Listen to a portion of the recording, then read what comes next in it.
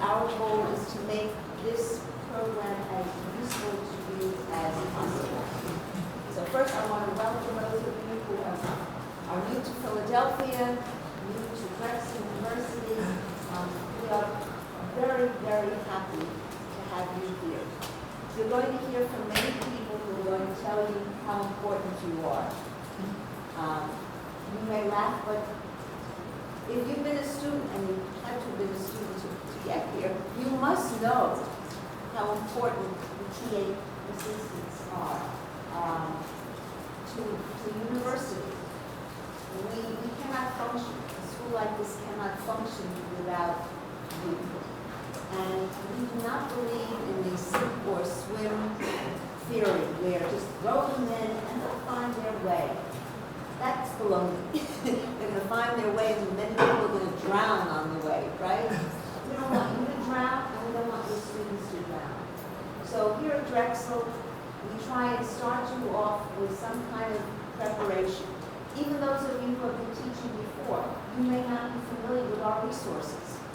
So here you're going to get to know all the resources that you might need to call upon as you are going through your teaching. In addition, you're going to have an opportunity to test out your teaching a little bit. And again, I've been teaching for 100 years, but I never stop learning. I mean, that's the truth. I never stop learning. This August, I was teaching the intensive program for the international teaching assistants. We have that every year. And by watching them, their mini lessons, there were things I said, I forgot. I'm not doing that enough. I should be doing that. We can get into new habits, sometimes bad habits. And so as teachers, we're always learning new things, remembering new things, trying out new things, experimenting. And here, you will have support. You will have guidance. We do our best to try and find, I'd like to say mentors, but the truth is it's very hard to find people at Drexel who are not busy. But we do find some experienced TAs, and we try to find them in each of your departments who will be here today to give you some advice, who will be available for you to contact should you need extra support. And you will meet others who will always be available, and I certainly will always be available. You are never alone. I'd like to tell you something that is very special, and that's how we reward excellent teaching. I don't know that every school does this, but Drexel takes it very seriously. We have TA awards. And so throughout the year, you are teaching, your students will have an opportunity to nominate you for an award. And I chair the TA Excellence Committee, and in the spring, we look at all the nominations and we determine who should receive these awards. And I can tell you with great joy that there are TAs who have won awards not after the first year, the second, the third, but the first year, stunningly, because they really had the passion, they had the caring, they had the interest, and they had the training. And their students loved them, appreciated what they did, and took the time to sit down, write out a nomination that was really quite compelling. So we want you to know that we are here only to help you. We do not want to get in the way of the other things that we're doing. And I'm going to tell you a little secret right now that I probably shouldn't tell you because I've been receiving emails, I see anxiety. This course is not to create anxiety. Yes, there are assignments. But every single assignment I've gone over with experienced TAs. Is this valuable? Is it useful? We don't want anything that's going to just waste your time. And so there are assignments, but the grading, if you've shown that you understand what it's all about, put some time in, you're all going to get it. Those of you who put in extra, an A+. I'm not going to give anything less than that, unless you don't show up or don't do anything. And I told you in my emails, Sometimes you've got a conflict in your schedule. What can we do about it? We want you anyway. So that's why we have the videotaping here, which I'm not happy to be taped over here, right? We hate it. But we do it because we have to give you an alternative. If you are sick, if you have a conflict and you cannot come to a session, we have something else that you can do. You can watch it. Because we don't want you to miss out on the information. And then you write a little summary, you send it to me, show me that you got what's important, and that's it. But of course, it's better if you can be here in person. We want you to get to know people. We want you to get to know each other. I mean, we do have a session on online, and online is great, but I'm still a believer that there's nothing better than face-to-face. We need that as teachers. We need to feel comfortable face-to-face. So that's basically it. You're going to meet again some VIPs very soon. But the first thing we want you to do is to meet each other. That's all we've got with the name tags. We're going to have a speed dating PA style. We're going to have a chance to get to know as many people as possible early on. And after that, we'll have the more formal sessions. But first, let me hand these out to you.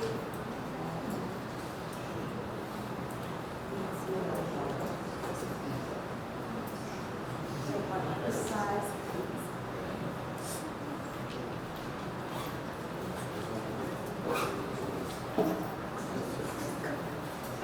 So as soon as we all have this distributed, we're going to get up, we're going to go around, talk to people. I'll stop you after a few minutes and we'll move on and meet somebody else. It's nice to have comrades. We're all comrades.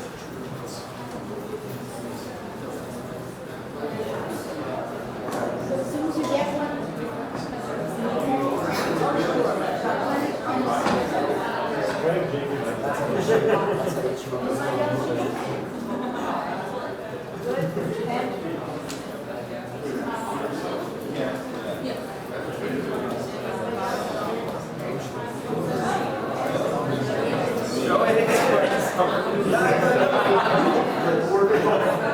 I have a clipboard or whiteboard so that I can see whiteboard. okay, so you'll rise and shine and start talking.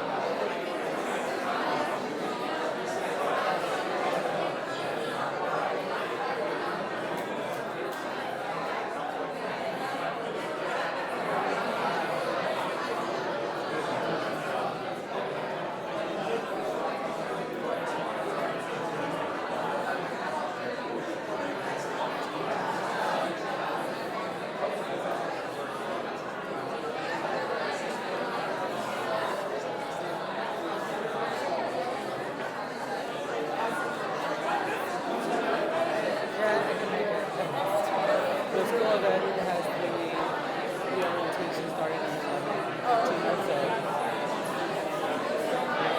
How are you? It has so much good information. How are you? How things are. Good. I'm going to be working under Dr. Lucy. The one that used to be with she's got there now, Dr. Cornelia Rich as the instructor. We haven't been separate, so we haven't been separate. So I'm fine with it. So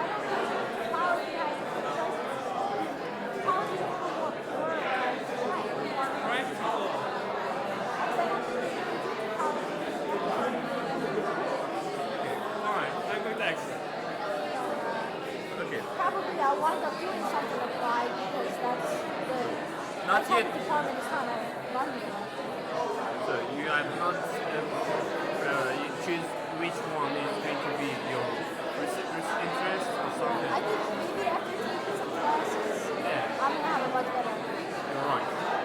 But you can write it for me. I'm going to work on biomechanics. Like algebra.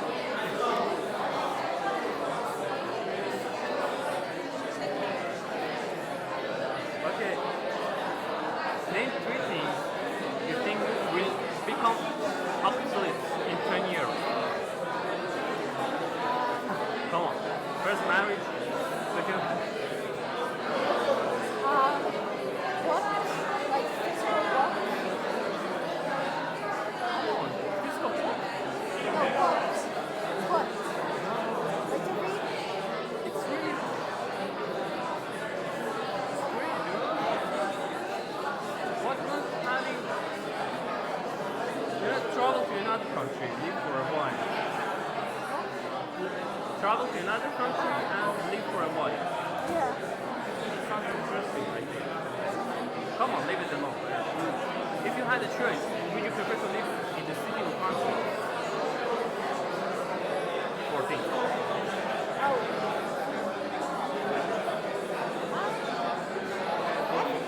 Sometime in the city, sometime in the country. Right now I live in the city, but one day I want to move somewhere more quiet. So. I know, because both of them have their benefits. Right. Okay, you can ask your question. You had to enter a company, the most useless talent. Sometimes maybe I'm too lazy. Laziness? Yeah. Okay. What internet site do you use? Come on, Google. For Google Scholar, you can add it. That's good enough. That's really good. That was a really good time. Nice to meet you.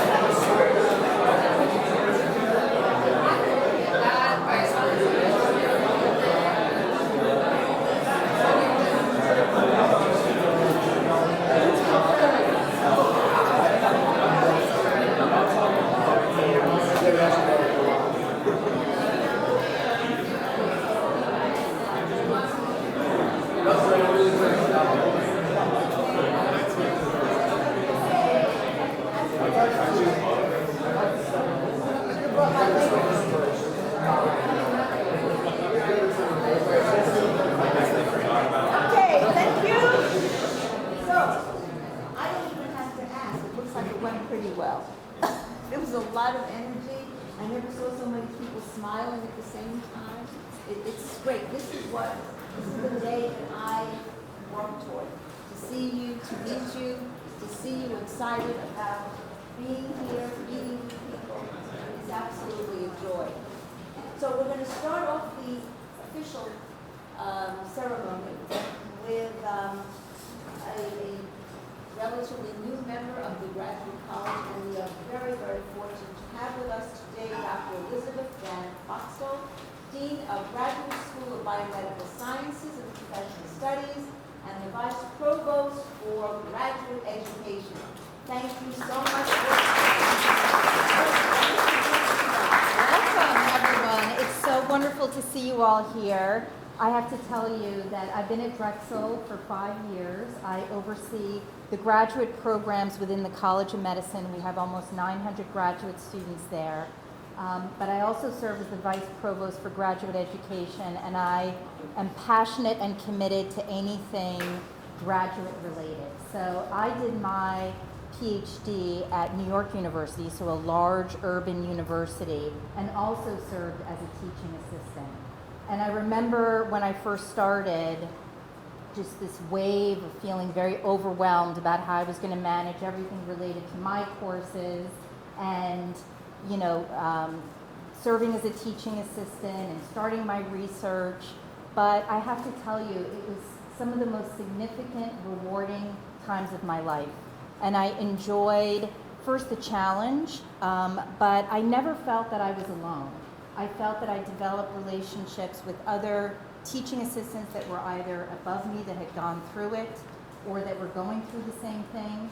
So what I'd just like to encourage you all is to not take this journey that you're about to start on your own, but, you know, try to really work with others, learn from others. There's always something you can learn from others.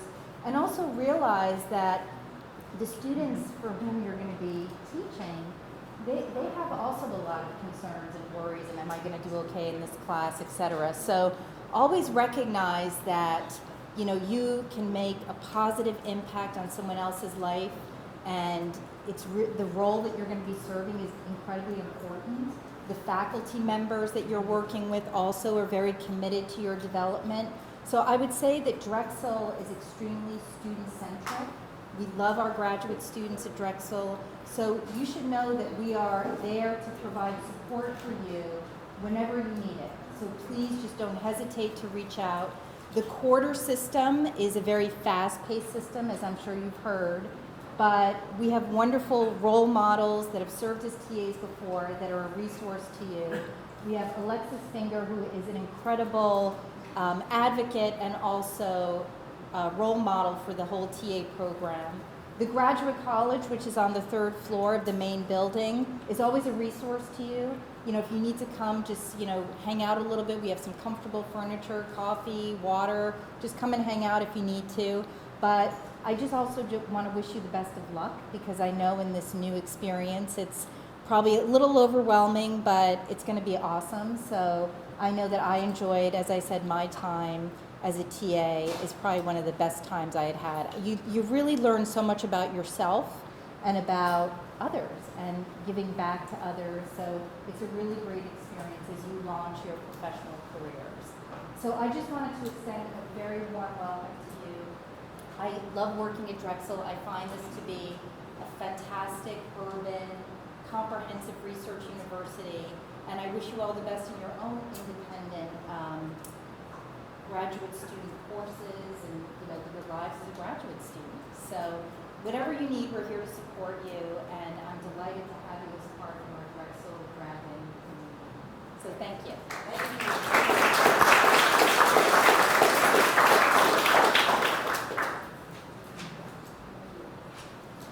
It's really true. The people of the Graduate College are unbelievably helpful and supportive. I know you had tests, I think on Monday, you said that, right? Yeah. Incredible. I mean, I've been working tests for years, and I've never met anybody who's easier to work with, more helpful, more supportive. And there's somebody else that I've come to know and love, because he was the head of the graduate studies for many years, and what a role model for all of us. And that's Dr. Tekla, who's going to talk to you about the role of the teaching assistant. If anybody knows it, he certainly does. So I welcome you, and I'm so glad you're here. Thank you. Actually, he has kind of retired, but we brought him back because he's so special. We just didn't want to lose him. You may live to regret it. Never, never. Okay. Well, good morning, everybody. As Alexis said in her introduction, I used to run these sessions when I was working in the old Office of Graduate Studies. Of course, I left it 3 years ago, and somebody else then eventually took over these particular sessions with incoming TAs every summer. But out of the blue, in June, I got an invitation from Tess, who said that, look, Dr. Lin, would you be prepared to come back this September? We'd like you to reprise your role at the very beginning of TA Orientation 2018. And if you can, in fact, make yourself free on that particular morning, we'd love to have you come and speak to the incoming TAs. Of course, I checked my calendar, and though I had a few things added in there for this particular day, I said, no, it's more important that I be here, scratch those off my list, and that's why I'm here this morning. And there's one other reason why I love to have these sessions. You know, I have to tell you that when I was first told that I had to teach a class, now I was brought up in the British system. If you go to a British university, you go through 4 years of undergraduate studies, and then if you are so lucky as to be tapped to go on to do a PhD, do another 3 to 4 years of postgraduate, or what they call postgraduate studies. In all of that time, I was never asked to take care of a class. So when I got my PhD and came here to the US, I was a postdoc. And again, I didn't have to take care of any kind of a class. You know, just do research, work with your mentor, and that was it. Now, Drexel hired me in the year 1970. Work backwards, 1970. And I was told that I had to take care of 3 classes. And imagine the shock I had the first time I showed up for my first class. Absolutely never stood in front of a group of students before, had no idea how to create a proper syllabus other than what was given to me by the department head here. Look, this is what the guy who taught it before adhered to. See if you can, you know, follow this person's syllabus and do the best you can in the class. That was my introduction to teaching. Okay. Now, I'm very pleased that you are not going to have that kind of an experience, because I did eventually learn how to be a fairly good teacher. But all of that at the expense of the poor students who had no idea that I was floundering and that they could have had somebody better standing in front of them. All right? We don't want to have that repeated here. We know that you guys are going to be eventually, some of you will become professors and will in fact be taking care of classes like I did. There are others of you who will be headed for other professions than in the professoriate. And there, you know, the soft skills that are developed when you have to take care of a class, meeting with students in groups and being able to talk to them as if it was part of a public speaking activity, you will develop these soft skills that will stand you in good stead beyond your PhD that you are going to be receiving here in Drexel. All right, so what I'm going to do this morning is to run through some slides just so that we put into proper perspective what it is that is your role as a TA in Drexel. So Tess, how do I go with that? I'm going to go to the first slide. So do I just click on something? Just see? You want to go to the next one? Yeah. Oh, I'm sorry. Just click there. All right. Well, this is a slide which I usually insert in my presentation for the benefit of the TAs who are international TAs, who come in from overseas like I did, without a complete appreciation of the so-called university or tertiary education system in the US. This is a quick slide, and it's not as tricky as it can be, but it does summarize very quickly that, look, if there's somebody from high school who intends to go beyond high school education to get a degree, that there are these places, these avenues that are open to that particular student. Student can go up to a community college, or go to a four-year institution, another four-year institution like Drexel, where part of the activities that take place in that university involves quite a number of graduate students. And then, of course, the fourth avenue would be to go to a special place like a medical school or something like that. So this is basically the setup of tertiary education in the US. And I just want to draw your attention to the fact that there are lots of people involved in it. There are 4,000 institutions of higher learning in the US, these 4 categories. And there are over 3.3 million graduate students in that lot. I don't want to bring up the numbers associated with undergraduate students because they change with time, but you can see that if there are 3.3 million graduate students, there must be at least 10 times, 20 times more of undergraduate students who are in that category of students who attend these institutions. And just to take note of where you stand in there, you are one of 135,000 graduate teaching assistants. Okay? Those are the latest numbers from the US Department of Education. All right. Whoops. Now that you are aware of what the general structure of tertiary education is like, you need to know a little bit more about this particular institution because that's where you are, right? And you see that it divides nicely into 2 parts. There's the administrative part, which is all the services that are rendered by the people who are the janitors, who are in the registrar's office, the people in the bursar's office who take care of fees and so on and so forth. And these 2 parts of the university are to cater to this multitude of students who come in here seeking tertiary education. So we are an educational enterprise. We are involved in the teaching and learning process. And we cater to thousands of undergraduate students. In the next slide, you'll see that we have at least 13,000 to 15,000 undergraduate students here on campus, and another 3,000 or 4,000 graduate students like you. The other half of the university is involved with the teaching itself that takes place inside the classroom and in the labs. And you'll notice that the people who are directly involved in that activity are the professors, the associate professors, all the professors of the different ranks. And right down here at the bottom, classified in this category, are people like you.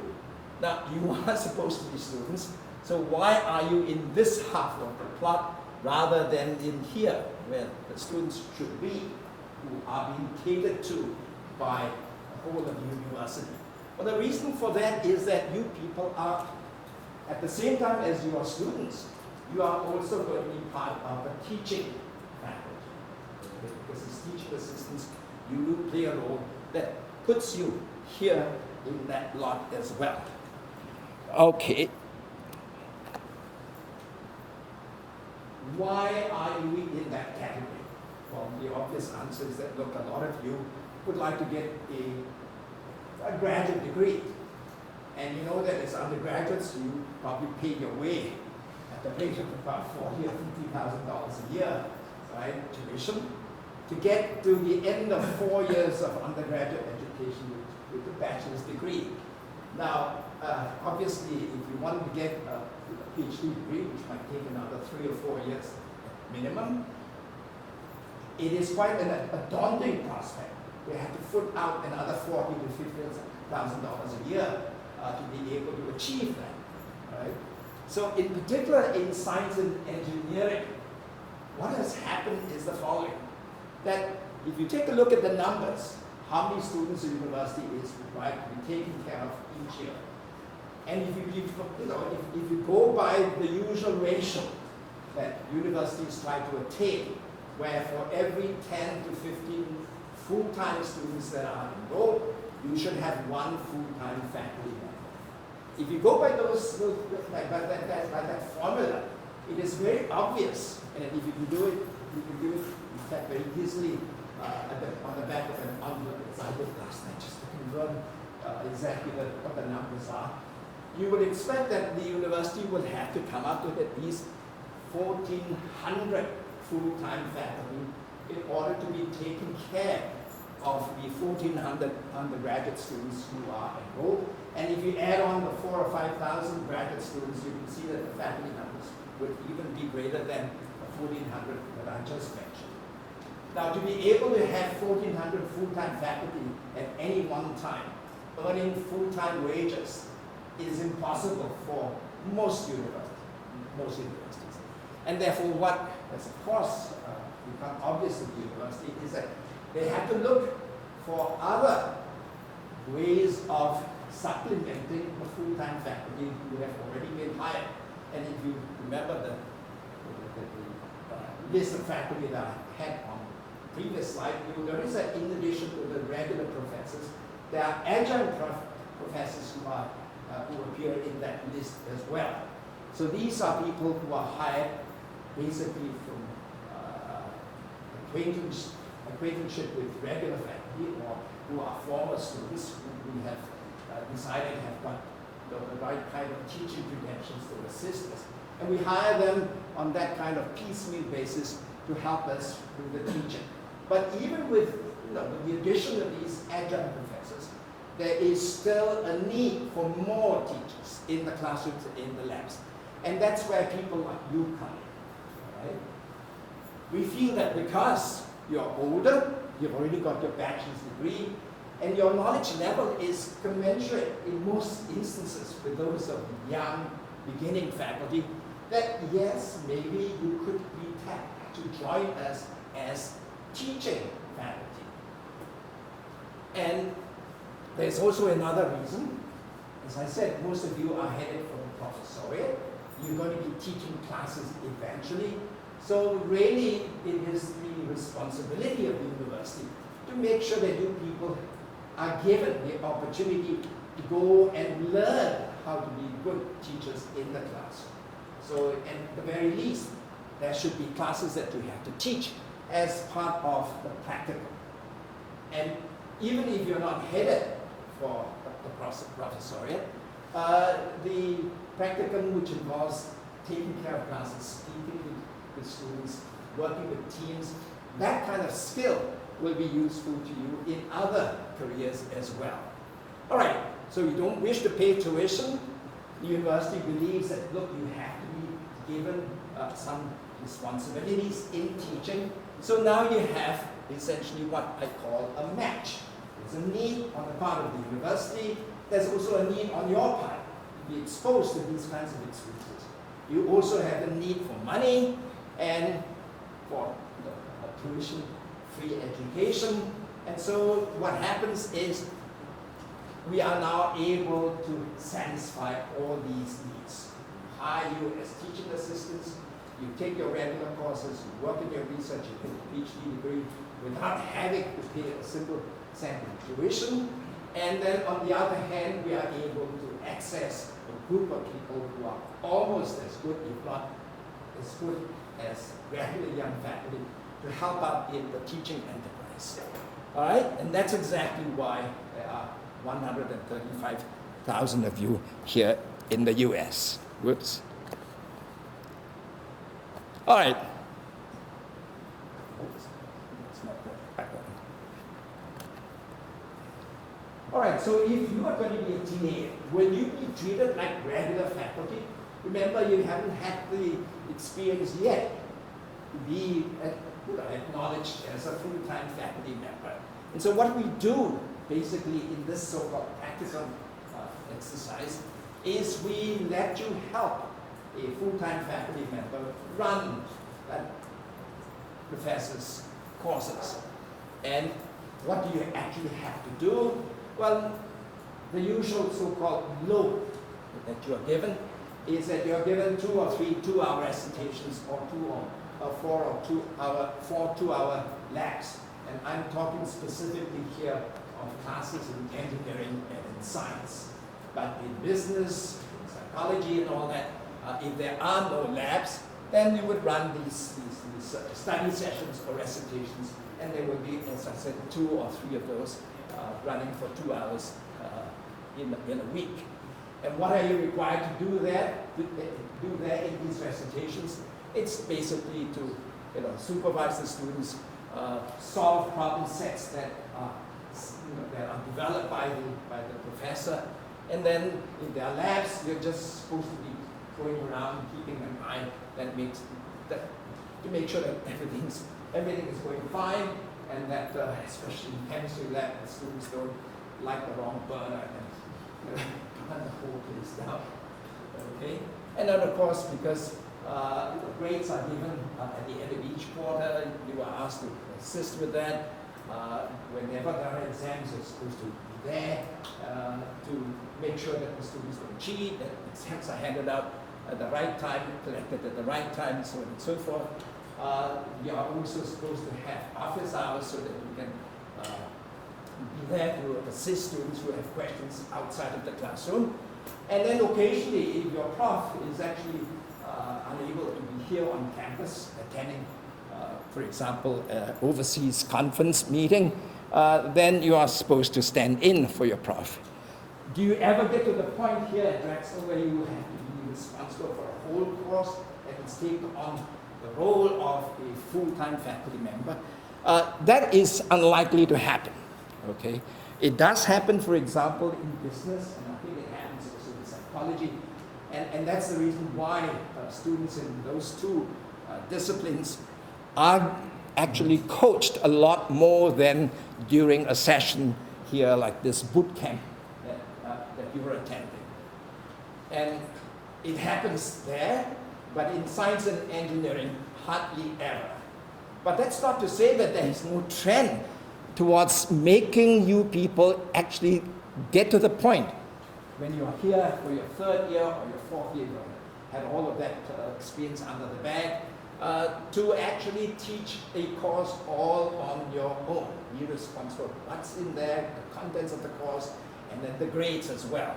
And in fact, you might like to know that at Purdue University, as of today, 26% of the courses that are taught there by faculty are in fact taught there by TAs. They are not regular faculty, but TAs. So there's a tendency now, in a lot of universities, to recognize that there are TAs who, after proper training, are just as good in the classroom as regular faculty.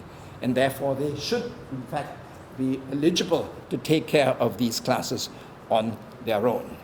All right, as I said, less likely to happen here. All right, when you work with a professor as a TA, right, you are the assistant of this professor. Now, what does the professor want out of you? And that from me, what I like to do is to take it from my own perspective.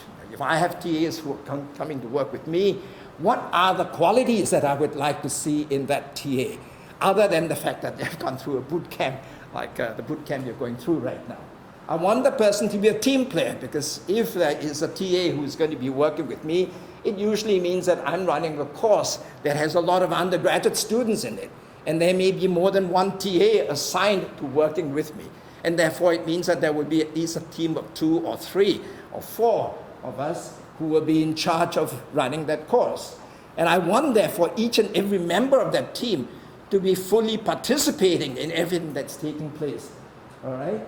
I want that person to be responsible. Anytime we have a meeting, hey, you've got to be there. You can't say, oh, I don't feel up to it, or I've got something else that's going to take place. Can you run the meeting without me there? So you've got to be responsible. You've got to show up on time. If your recitation is at 9 o'clock in the morning, you've got to be there at 9 o'clock and not show up at 9:15. Because if that's the case, you find that the room will be empty. Because there's a rule here at Drexel that says that undergraduate students need only sit in that room for 10 minutes beyond the appointed time. Anytime beyond those 10 minutes, hey, they're free to leave. And if that happens, look, you've missed the class altogether, right? Now you've got to be prepared. You've got to know your stuff. I mean, if you're going to be teaching Physics 101, in which the topic is all about Newton's laws, you've got to be conversant with Newton's laws, right? You can't run away from this stuff. Now I want you guys, whether you are or not, to show that you have got that kind of enthusiasm to be in that team, in that group teaching the course. I want you to have a lot of energy, right, that you are going to be expressing as you're teaching that course. I want you guys to at least to have the ability to say something in public to the students that the students can understand and follow. So I want you guys to be as good communicators as you possibly can be. I want you guys to be empathetic. I want you guys to be helpful to the students, but not to the extent of becoming tight friends with them because we have those rules in place, right? No consorting with undergraduate students, okay? You've got to maintain that kind of professional distance between teacher and student. All right, remember at all times that you represent the faculty member who's in charge of that course. So in that sense, you are an extension of your prof and your faculty member. And the thing about this interaction with faculty is that, look, a lot of you will eventually be thinking of finding somebody who is going to be your PhD supervisor. And when you're assigned to teaching these courses with somebody with whom you have to interact very closely, you'll find that you develop a rapport, you begin to understand what this person is all about. And if you happen to like the kind of research that person is doing, and you feel that, look, you can get along well, that you can contribute to that person's research, then that has the makings of the eventual doctor dissertation advisor, the PhD student dissertation advisor relationship. So that's a thing that is a payoff for working closely with the faculty member as you are teaching your courses with that person. And the last thing that I want my TAs to be aware of are the rules, okay, and policies that belong to the university that are also mandated by federal authorities, such as FERPA. Don't reveal student grades to other people than the students themselves. You may get a phone call from a parent who says, look, my son John is not doing so well, I think. Can you tell me what he got in such and such a midterm exam or that particular project? Please remember that, look, it is a student alone who deserves to know the student's standing and status in the course, all right? Parents, cousins, siblings, they have no way in which they should have no right to have access to all of that information. All right, so this basically is why you are here for this orientation, to be aware of these, things that you should be aware of. Now here, from a personal point of view, I have a list of the things that I've noted in all my years of teaching here at Drexel, okay? Now, if a professor with whom you're working has recommended a text, and you don't agree with that text, okay, and how that text is to be used, all I'm telling you is that please respect the fact that the university or the professor has given some thought to why that text is appropriate for the course that he's teaching. Right? Even if you disagree with its selection, you think that, look, when I was doing this particular course in undergraduate school, we had this other book, it was much better and all that. Why are you choosing this particular text? Keep that in check. You have to respect that this particular prof believes that this particular text is appropriate. That's not to say that you have to zap up your mouth, right? Zip up your mouth. You could try and tell the prof that, look, I think it could be better. It would have been better if you had chosen this other text. It's too late now because the quarter has begun. The textbooks have been bought by the students. But try to do the best under those circumstances. You will also realize that the prof has his or her own teaching philosophy. This is the way I'm going to get across the material to the students. I want it to be done this way, done that way. And again, you may disagree with that. That means you don't buy into that teaching philosophy. What do you do? All right? Again, at meetings with the prof, speak up and say, hey, look, I don't think it's going to work here. It's not going to work there. And who knows, if you're convincing enough, you might be able to make the prof change his philosophy and change the way the course is going to be taught and change the way in which you will be interacting with the undergraduate students. Okay? Speak up. But never sabotage the prof. I mean, if there's one thing that you should never do is to go and try to break down or to destroy whatever has been set up by that prof. Because it's not going to be good for the undergraduate student to hear one thing from the prof and then to hear something else from you. Okay? So please do keep that in mind. We always tell our TAs to have office hours available, and most of them do stay with that rule. But you know what? I have had instances of TAs who would say, oh, I do have office hours, but they are 9 p.m. to 11 p.m. on Saturday. That's a no-no. So make sure that whenever you suggest office hours, that they are reasonable ones where, yes, the students can be expected to be free to come and see you. There are usually schedule changes that take place during the quarter. You know that, look, these schedule changes are mandated because there are lots of times when you have a public holiday that falls on a Monday, okay? And our lectures are usually given, our recitations are usually run on Mondays, Wednesdays, and Fridays, or Tuesdays and Thursdays. If you're in the Tuesday, Thursday part of the schedule, you're not affected by it. But those who run on the Monday, Wednesday, Friday schedule, you will be affected by these public holidays. And whenever that happens, it means that there will have to be a change, all right, in the way the classes are run. Now, instead of you kicking off the work week, you now are going to be at the tail end of the work week. You guys have got to be aware of it, all right? Not just blindly go in there and say, oh, Monday's a holiday, so what the heck happens? And you're unable to let the students know what is going to happen as a result. Attendance and teamwork policies, when we ask you to take attendance, be consistent, okay? And if we have meetings, show up for these meetings, make sure that you contribute as well. As I said before, make sure that you know your material well. Now, I'm not asking you to be as good as the brightest students in the class. Now, I have this little story to tell you. When I first visited Caltech, where my son went to do his PhD, we were told that the graduate students at Caltech are not half as good as the undergraduate students. Okay? And that's a fact. The undergraduate students at Caltech are really fantastic. Okay? But the graduate students that they are able to recruit are not, in the main, as good as the undergraduate students. So it's understandable that if you have a very bright student in your class, you may not be able to match that student.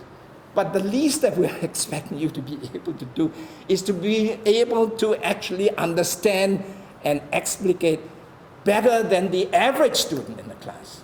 Okay? So this is our requirement.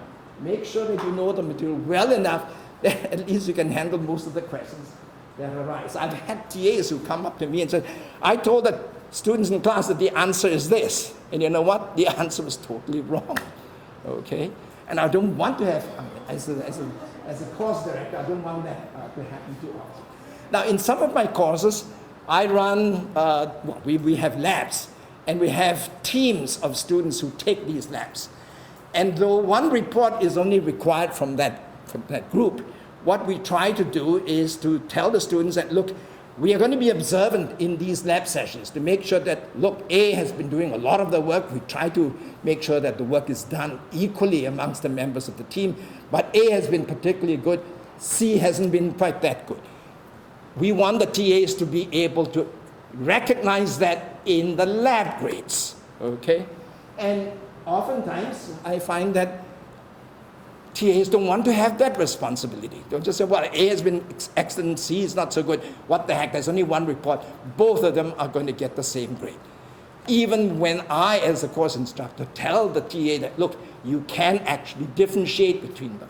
So if you're given that kind of instruction, then try to do the best you can. That means it requires you to walk around in the lab, right? Not just to say, okay, today's lab is so and so, you plonk yourself in at the desk in front of in the lab, and then you let the guys do whatever they want to without you recognizing who is contributing the most to the lab exercise. I want you guys to be aware, to walk around and to know exactly what's taking place. All right? Oftentimes, again, because of schedule changes or somebody falls sick who is in the team, that person has to make up a miss there. And oftentimes they will get in touch with the TA who says, yes, come back on Monday and everything will be fine.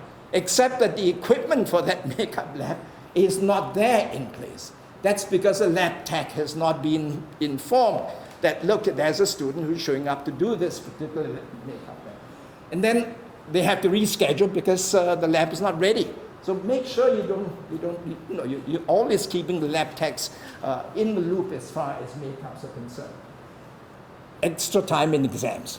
You will, in fact, be asked to proctor midterm exams, final exams, on your own with the faculty member who will come in occasionally just to make sure that everything is going fine.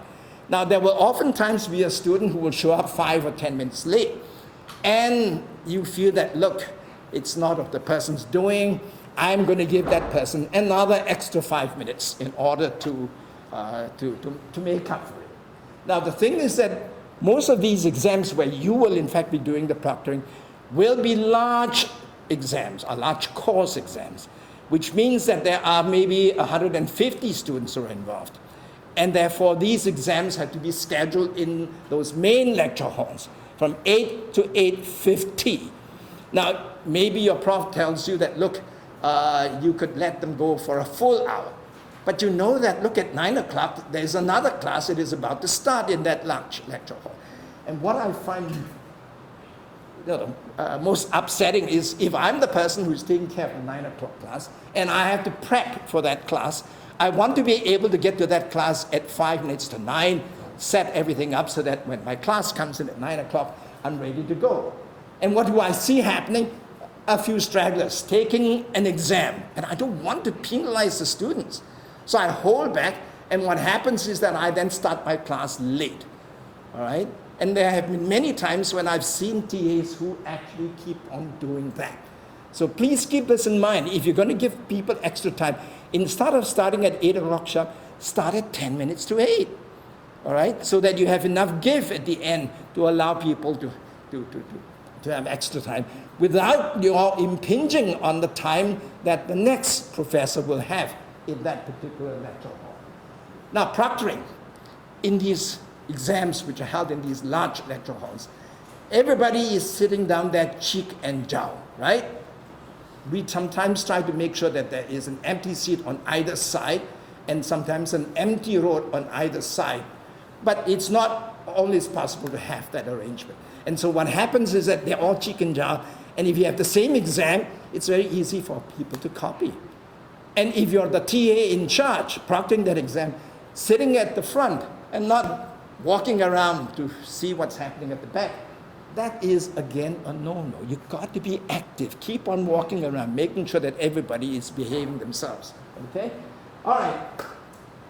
Keeping records current. My final note.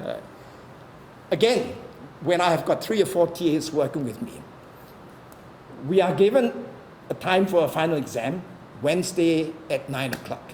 Then according to the registrar's rules, if the class is large enough, we have 2 days after the final exams in order to submit final grades for all students. And every time, never has it failed to happen, I am sitting there on Friday at almost at 9 o'clock, waiting for the last lab grades to come in from TAs. The deadline is 9 o'clock on Friday. 8 o'clock on Friday morning, maybe I have these labs coming. I've got to add it into all the other grades that the students have got in order to assign a proper letter grade.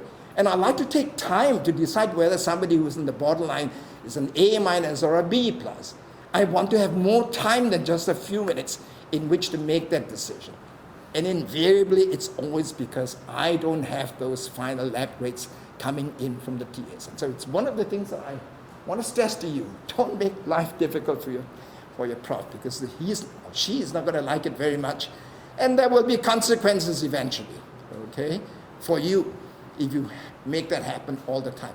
Make sure that you are aware of deadlines. If the final exam is on 9 o'clock on Wednesday, make sure that you have enough time during the rest of Wednesday to get all your grading done, submit all your lab grades, submit the final grades to the professor so that the professor has at least 10, 15, 24 hours in which to decide on data grades. Okay?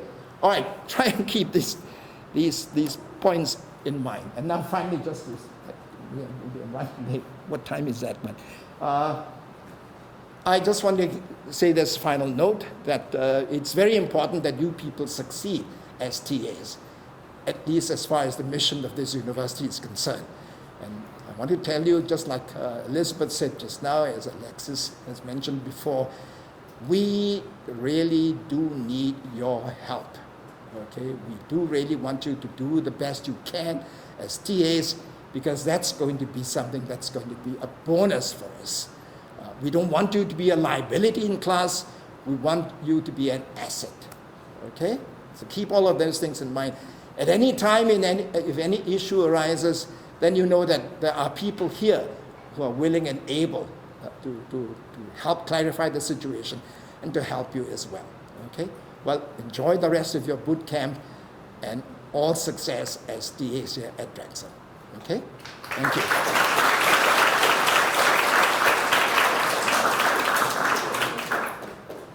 Wow. I'm always so impressed because here's somebody who's really out there. You can see that this is a very passionate man. He's a passionate teacher who really, really cared. And not everybody's going to be working with people like this. You really are a role model. So you're giving such excellent advice. And we're very, very grateful that you came back to share your experiences with us.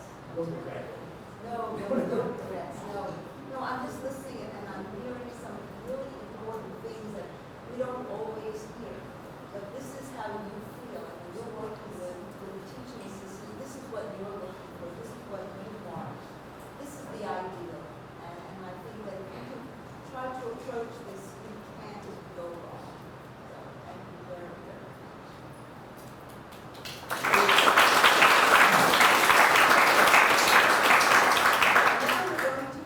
From the other side, you're going to hear from a panel of experienced TAs who are here to share their experiences and have you question them.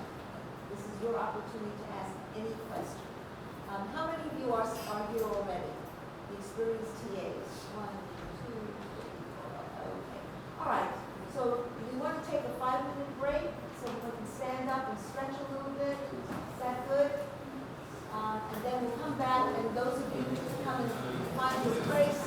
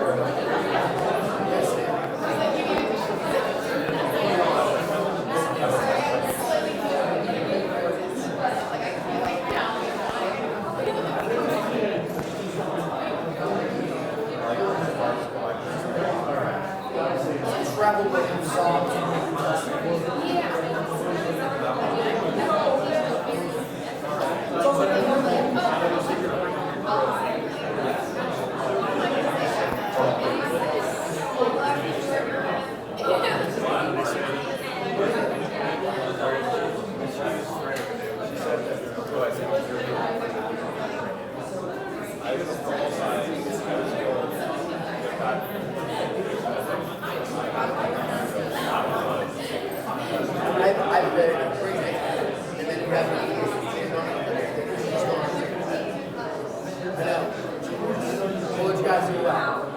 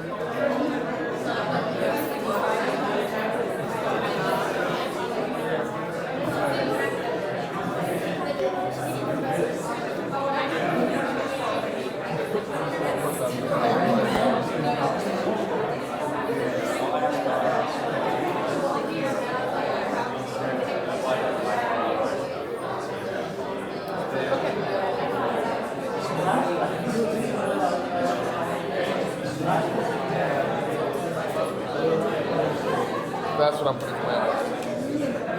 It's the best I got. It's the best I got.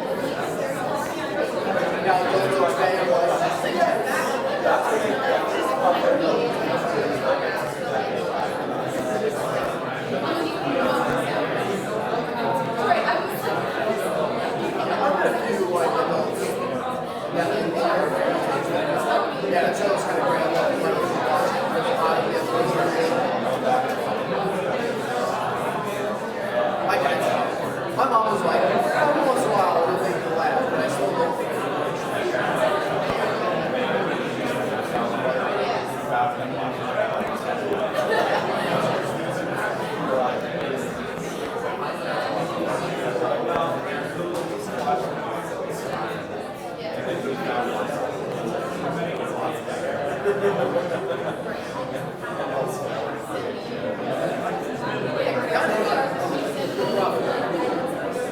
like watching the Daily Show and all your source of news.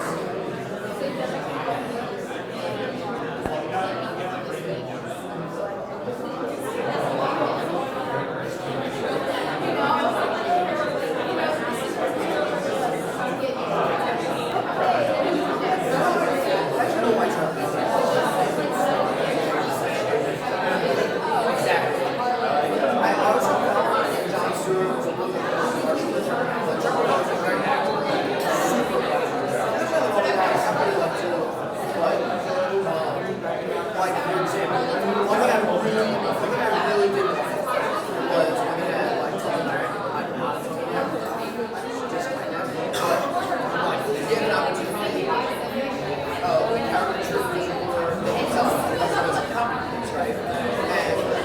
And basically, some like on the right side, they could have sat down and talked, and he could throw in jokes like John Stewart, maybe the whole Andrew joke. That wasn't happening. And it was like marginally funny. And I was just kind of like, I don't know.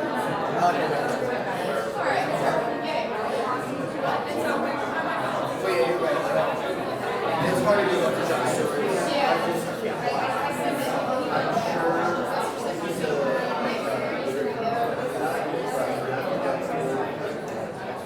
And also, like,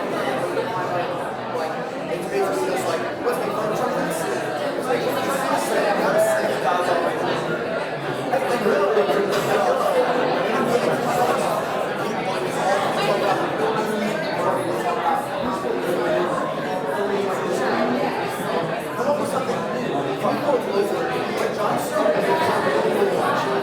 that's what I love.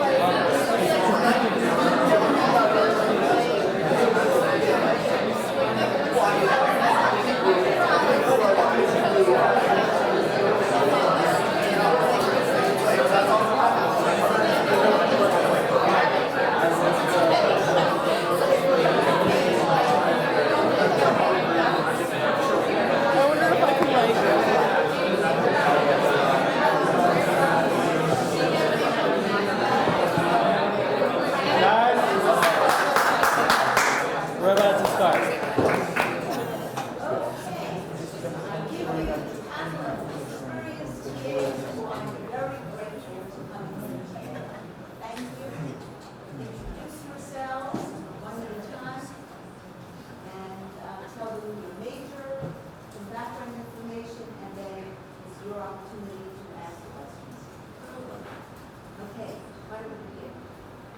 Hi, I'm Daniel Bader. I am a PhD student in genealogy.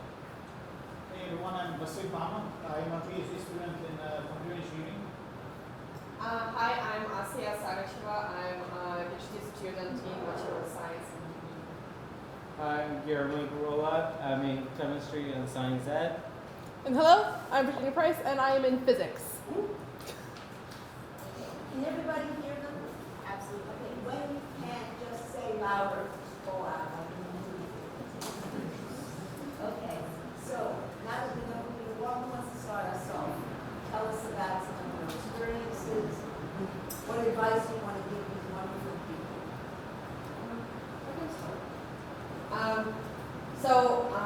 Yeah, I'm from material science and engineering, and I TA'd introduction into material science. Also, I've TA'd whatever is connected with Raman spectroscopy in any course at Drexel. And also, I've done more mentoring, honestly, than TA. But anyway, it's like interaction with undergrads, so I feel like it's relatable. And I feel like it was said a lot today, and like really good advice and interesting information. I feel like for me, my best, I would say, advice and advice that I want to follow myself is to understand that we're just one step ahead of them. That means two things. That means we are almost at the same level, so we can relate And we still remember that experience in undergrad, right? But at the same time, we're one step ahead. So we need to be not like role models, but like at least as a proof that there is a life after undergrad. Like there is a life out there, it exists, and just be an example. Like, yeah, it's fun, it's cool. So I feel like those two things are very important. Also, like it happens that way that I spend my summer with 4 undergraduate students in South Korea. Yeah, Drexel has a program called in South Korea, so like I went there and undergrads went there. And we've talked a lot about like how do they see TAs and like that stuff. And I was like asking them, hey, like no one ever showed up in my office hours, even though like I thought my time was best. And what they said was like, yeah, but we had a lecture of other like professors during that time. So I would say whenever you will like set up your office hours, Drexel has this thing as a like I don't know, preferable like courses that you should take this like water or whatever. Just take a look at it, like which like classes will they are supposed to take, and like set up your like office hours, like not during lectures or something. Even though it's very hard because they're taking some classes. And for like international students, I've heard a lot that we, as an international student, we're afraid that, oh, they will not understand our accent, or like, oh, we're culturally different. I would say, just don't be afraid. Like, if accent is like fine, as soon as like they can understand you. Like, I have an accent. Like, can you understand me? I think so. So yeah, just like don't be afraid that being an international will like somehow affect it. No, like it's just not. So yeah, I guess.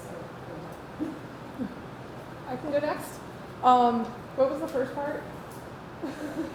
Oh, I was just talking about like my experience. Okay, I remember the second part, the advice part, but the first part. Okay, so I am a 5th year graduate student. I've taught everything from conceptual physics all the way up to nuclear physics, including labs, including recitations, including doing some of my own curricular and quiz development. So I've kind of been all over the place. I would say that my biggest 2 pieces of advice kind of go hand in hand. First of all, define your expectations clearly. Do you want them to be in class on time? Like, will you dock them? Will you be taking attendance? What is your homework policy? Will you accept homework that is messy, or do you expect it to have like all little frillies taken off? So define those expectations very clearly at the start of the term. Set an example in the first class, because the first class is where they will judge you, and the first class is whether they decide whether they will continue coming to recitation or not, or whether they will be paying attention or not. The second one is be empathetic with your students. You have your expectations out there, and if they can't meet them, you don't want to be that TA that that your student comes to you and says, "Oh no, my grandmother died," and you're like, "Oh right, like that happened." Because sometimes they may be making excuses, but you really don't want to assume that they are. So be empathetic, be approachable, offer to work with them, obviously within the bounds of whatever your professor allows. So, in summary, communicate expectations and be empathetic. I can start from there. So my name was Vasil, and still is. How about now? Yes, now. And I'm sorry. Yes, I can yell if you guys want. So, I am a 5th year, my 5th year just started this September, unfortunately. And in those 4 years, I've TA'd about 20 classes, the entire curriculum of the ECE department. It's awful. Worst thing ever. So to say it's great. It's great. So, yeah, it's great. I'm trying to be candid here, so I want you to know your rights as well. Because the professor that presented this presentation said a lot of what he wants from you. He wants this, he wants that, he wants this and that and that and that and that and that. And we all know our pain. it's not good. So it's easy to become cynical. It's very easy. It's super easy to become cynical. Even in your first class, you're thinking to yourself, I don't get paid a lot. Why do I need to help these students? Why do I need to do this? This is not good. I don't get paid a lot. It comes always to the pay. So if you're a half TA, then you have to do 10 hours a week. If you're half TA. If you're full TA, you have to do 20 hours a week. The first thing that I need to tell you guys is to not let yourself get used by the professor. Do not get used by them. It's very easy, it's a very thin line when the professor tells you, hey, can you stay here a couple more hours? Or hey, can you do this grading for me? Or hey, can you do this? Can you do that? And it becomes like a cycle, a vicious cycle, and you get used to that amount of work, and then you never think, oh, how many hours did I work this week? Did I work 10 hours or did I work 30 hours? And then your research falters, and then you stay here one more year of PhD, and then your life goes to hell and all of that because you cannot say no to the professor. It's a very thin line, and I want to pretend it here because you just started. And being cynical is super easy, but I always try to not get it out on the students because it's not their fault. They don't know anything about this. They don't know our pay. They don't know how much we work. They don't even, sometimes they don't even know that we do research on the side, which is on the side sometimes because if you're a full TA, it's on the side. They don't even know that. They think that we just hired like a normal employee and that we get paid for 40 hours a week and we just do our thing and we leave and we go home to our wives and stuff like that. Or husbands or whatever. So don't be cynical, but don't get it out of the students. They don't know anything. Most of the time they don't know anything. And I always try to do my best when I go into class. I've done recitation, I've done labs, I've done the lectures, I've done proctoring, grading, lab report grading, all of that things. And I never take it out on the students. It's whenever I have an issue, I always try to take it out on the professor. Professor, you do know that I get paid only for 10 hours a week? You do know that. I try to be sarcastic because it hurts them. No, seriously, it's kind of a thing that professors have that they think they're super smart. And when you try to be sarcastic and try to insult their intelligence, they, oh yeah, I'm sorry, I know. They take off directly. This is candid, this is stays between us and the camera there, which goes on the internet, so you know of us. So try to be sympathetic towards the students. They don't know anything. Always go there with the full knowledge that they don't know anything. Even if you are in a third year class and they are supposed to know the previous 2 years, they don't know them. They don't know the things. They took the class, they got the B or the A or the C or whatever grade they got, and they forgot it. The first moment that they closed the class, they closed the book, they forgot everything. They forgot every single thing that they learned. And they forgot what vocabulary is, they forgot what weather is, they forgot what cell is, everything. You just have to be persistent. You just have to try to teach them the material if you have to teach them. Try to help them in the labs if they are taking labs. Try to grade them. Thinking that the grading is the worst part because if you know them, if you know the student from a different class from before, or if you do presentations or labs or everything like that, when it comes to grading, you see that, oh, hey, John, I know this guy, he's good. And I see he made a mistake here, but I see where he was going. So there's there's a thin line there, trying to give the points to him or not give the points to him because there's a mistake there, but I can see where he was going. So the partial credit there, it's kind of a gray area, but it always depends on the student and which year is there or what situation he went through or all of this stuff. And when I told you guys before that know your rights, the professor always talked about what you can give them. You have to think about what you can get out of this thing. there's a couple of things. I'm sorry, I'm going overboard. I'm sorry, guys. There's a couple of things that you need to understand here. First of all, if you are a PhD, some of these professors are going to be part of your panel to get your PhD. You need 5 professors. One of them is your advisor, and 4 other professors in the department to sign off on your PhD. Okay? So the only way to get access to these professors is 2 things. There's 2 ways actually: to either do research with them or to be their TA. So if you are good to them, they will be good to you in the future. They will think, oh, Vasil has been a good TA. Oh, I'll take him the next term. Oh, yes, I can be part of his committee. Oh, yes, I can sign off on his PhD and all this stuff. So you have to, don't think of it, oh, I want to do good to the students, because that's a given. You have to be nice to students and you have to teach. But also think what you can get out of this.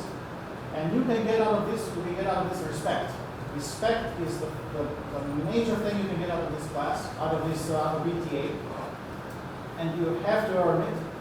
And sometimes you're going to have to work more than 10 hours a week to earn that respect.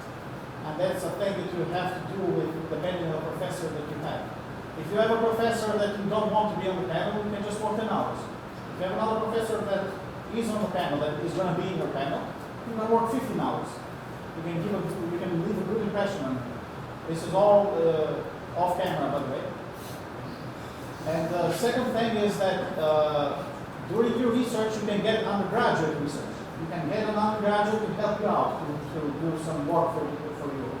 So whenever you have labs or proctoring, if you see a smart guy in the crowd, or a gal in the crowd, you can just talk to them after the class. Hey, do you want to do research with me?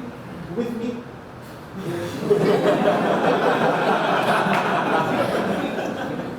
research with me?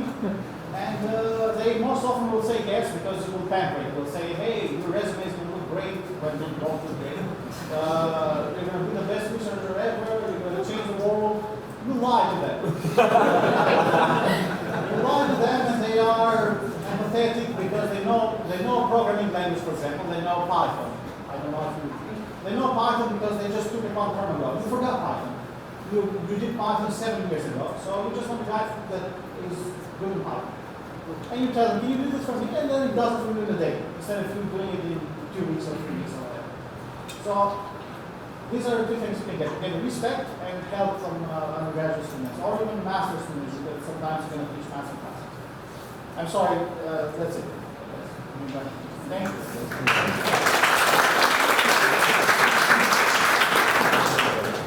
Alright guys, so the one thing that I'm very particular with how I teach my classes, well, what I've taught.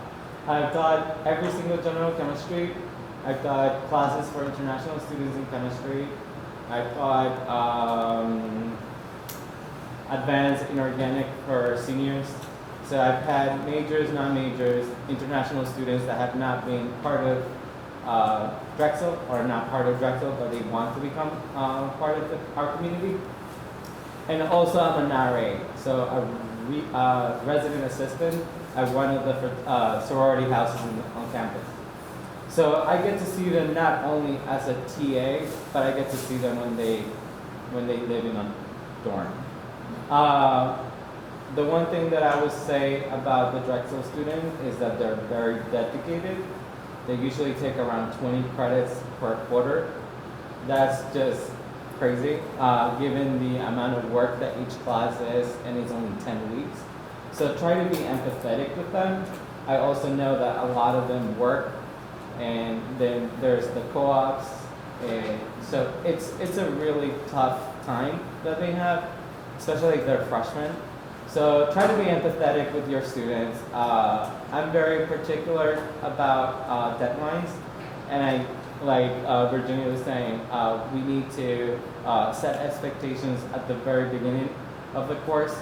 And the one thing that I do not take is anything late unless there is an emergency. And I'm very objective when it comes to grading.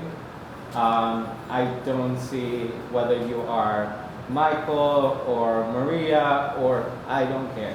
Everybody gets graded the same way. There's a rubric, I follow the rubric, whatever you get, you get. That's my advice would be to be very objective and to create a very inclusive community within your classes.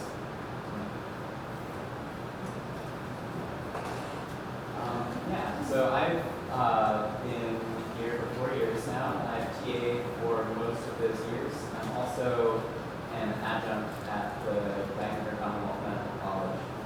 Mostly I've worked with master's students, and one of the things with master's students, so there's many different types of students that can give you issues sometimes.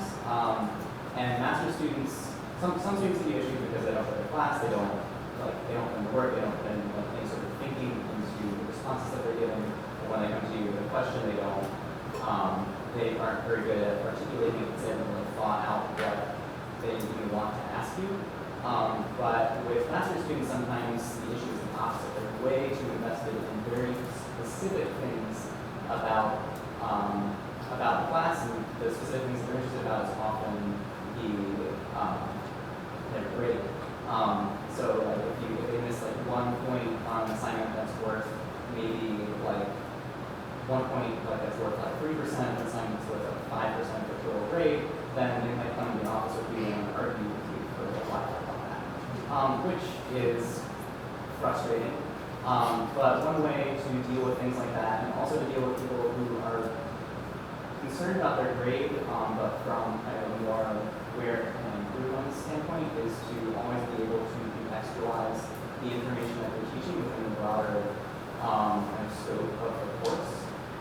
Just being able to say like, okay, this piece of information is important because it fits into the puzzle here, is really helpful for someone to have flexible knowledge versus specific knowledge. And so that's something that I think about a lot when I'm trying to help students kind of move forward and also kind of think about things in their classes. Okay, questions? Yes. So, Lucille, Yes. you said it is difficult to ride that fine line between being assertive with the professor to make sure that your expectations are being written and not being taken advantage of. But do you have any tips like coming in as a first year PhD to make sure that your expectations are clear, you know what their expectations are, and so no one's being exploited? This is a loaded question. First, Yes. does everybody have a question? No. So I asked. Maybe stand up just Yeah. for a second. So I basically asked, like, coming in as a first year PhD to make sure that your professor's expectations are clear to you, that you're not, 40 hours of research, 40 hours of TAing, 40 hours of classes, to make sure that you're not being exploited in any sense. So.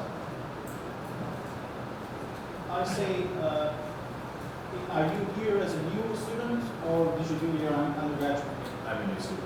Okay, so it's kind of difficult because some of the professors, I had classes with them before and they knew me. There's two things you can do. You can either suck it up for the first term until you get your feet in the department, or you can hope. There's more. You can hope that the professor knows that you're new and he makes it clear that you're not going to get exploited. Or you can just ask him, hey professor, what are my duties? And hey, you need to do two hours of that. You need to do one recitation, you need to do 3 hours of grading. And in your mind, you keep counting. And then you try to tell him, hey professor, I think this is a bit too much for me. Are you sure that I can handle it? Try to make it look like he needs to rethink how much he can give you. It's a fine line, because if you are the guy that tells him, hey, I can do this because it's 1 hour over, you're always going to be branded with the guy. He's never going to do 1 more hour than necessary. So this is very candid. I know it's very candid because I can see some people laugh around. It's a conversation. It's a conversation, and sometimes you have to not suck it up, but essentially do 2 weeks or 3 weeks and see if you can actually manage it. If you can manage it, if you can see that your research doesn't go down and all of that stuff, try to think of this as an opportunity to gain your disrespect. And so you can sleep at night. Because this is how I think of it. I gain disrespect, even though he won't remember your name in a month. But you do this twice, you do 3 times, you do 4 times, and you get, you get asked for it. Sometimes I even get asked for classes. Oh, can I have a seal? Can I do this? Can also do this for me? And your name goes around the department and your reputation goes up. So if it's 1 hour, 2 hours more, I think you just let it go. I would say it definitely depends on the professor and the department. So it definitely depends on the professor and the department. There are some professors where I'm comfortable saying, hey, I'm having a bit of a rough week. Would you mind, grading this one assignment? Or like, I'm going to a conference this week. I might not be able to take care of this proctoring, and they'll usually work with you. There are some professors who will expect you to be there 100% of the time, every single time. And you kind of learn who those are, or rather, who won't work with you at all. And you kind of learn who those are and to avoid them. And if it becomes a problem, you can't always talk to the department head. We had an issue a while back where there were certain classes in the physics department that were taking more than 20 hours a week because we all are on full TAs. And as a response, we had a timesheet sent out, and we kept track of our hours, and we were able to equalize the hours a little bit more. And that was a really good way for the professors to know what the graduate students were doing. So you can go and talk to your department as well if you feel like you're being taken advantage of. So it all depends on the department. The chem department, we had the same experience. The sciences usually will teach a lot more than the engineers, just because the engineers don't have like introduction courses the first year, like the first quarter. Yeah, where the luckiest one. So if you're in science, I'm sorry, but you'll be teaching like 3 recitations and like 4 labs, and you will have to grade 100 to 200 lab reports every week. It's just how it works. That one is heavily department dependent, class dependent. It depends. So the chem department, you will have to grade a lot. The way we've worked is that as you get higher in your degree, so like from first year, you will teach all the general chemistry courses, which is a lot of work. But that's because you're just new and you're not doing high research yet. And then as you get into your second, third year, then you have the easier courses that require a lot less grading and a lot less everything. So this is my 3rd year, and I've got from general chemistry my first quarter, second quarter, and then I went into like the 3rd course, which is a reduction in workload. And then last spring I had my senior class, and that was just 1 report per group. So you would just have to grade 1 report, 2 reports at most in the entire quarter. So it all depends on as you move along and the course requirements. Yeah, and for engineering department, as I said, we're the luckiest one, so we teach only in that case when your professor is not paid for your tuitions that quarter, we just put it like that. I don't know how for you guys, but for us, it's possible to avoid it by having a scholarship, which is paying for your tuition, so you do not need to TA. I think it's working for everyone, but I mean, TA is also a teaching experience, right? Since you guys are in grad school, I guess you are interested in teaching as well as stuff. Also, I would if you're a STEM person and you're interested in teaching and developing your teaching, I highly recommend the Center for Advanced STEM Teaching and Learning. Oh, Excellence? Castle? Yeah. Fantastic. They have courses on STEM teaching and learning, and they're fantastic, and I highly recommend them to anyone who wants to learn more about pedagogy and also develop professional skills for job applications later if you want to go into professorship or anything like that. That's awesome. Yeah, and it's great. Giving you minor, right? We So did- you can do a minor, you can do or a classes. master's. Yeah, you'll hear more about it, but I just want to plug it and say it's an excellent experience, and you will learn so much about teaching. When it comes to grading, generally do professors say like, Could you say okay, that and just ask? thank you. So when it comes to grading, generally do professors set up their own expectations for how they want the courses to be graded, or like the assignments to be graded? Like, okay, I want you to give partial credit, or I want you to grade every assignment on a 10-point scale kind of thing. Or is that more determined by the TA? It all Depends on the professor. So some will give you zero guidance and just say, I want this many or I want to know what their percentage is. And some will say, here's a detailed rubric. You get 1 point for this, 1 point for this, 1 point for this for full credit. And then like, I want to be involved at every step in the grading process. So it heavily depends. I guess this one's for all of you guys. What would you say is more important, heavily blocking out your week and budgeting your time, or being ready for whatever the professor or the students throw at you? Like, would you value schedule rigidity versus flexibility in your time? It depends on your major. You will, like the first week, you will get a sense of what you're expected to do. I'm sure if you are going to teach a recitation, you have met with the professor that is in charge or the lab that you're going to be teaching, and you will see, you just read the syllabus and you will kind of estimate, okay, I can grade 20 lab reports in an hour.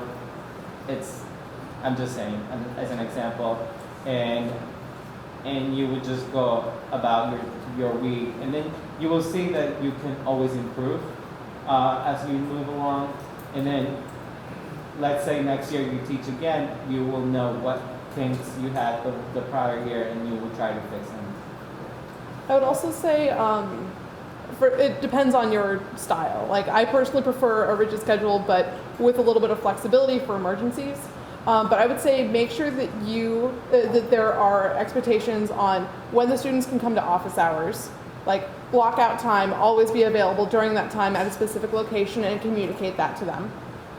And then personally, only answer emails during work hours, whenever those may be. Because if you're sending emails out at midnight, then they're going to expect you to be able to respond at midnight all the time. That's both their students and the professor. So it's kind of a work-life balance thing to keep yourself from going insane sending a bunch of emails at 2 in the morning. I'm not trying to. Yes, as an attendant to who here is doing a master as well as a PhD. Are you guys taking classes? Okay, so not many. So you technically are free. Technically. Most people start with classes. Yeah, I mean, Oh, So I told them, what do you mean? they don't. So a PhD in some departments just means that they take classes. Oh, really? Yeah. Sorry. The ECE, you just have to do research and publish papers and stuff like that. So, I'm sorry about that. I have Victoria, right? Virginia. Like the state. Virginia, like the state. Is my name still the same? Let's check. Let's check this. So, the email thing, and the expectation. If the students expect that you are going to reply to them at 12 because you did that a couple of times, it doesn't matter. Nobody cares about the student expectation. I feel like you should if you want to be a decent teacher. No, I got nominated multiple times as a TA of the year. So the thing is this. If you reply to this guy at 12 at midnight, oh yes, this is due tomorrow, for example. Goodbye, have a good night. This is due tomorrow. And he then expects for you to reply again at midnight. Nothing's going to happen. His expectation will be missed, and that's it.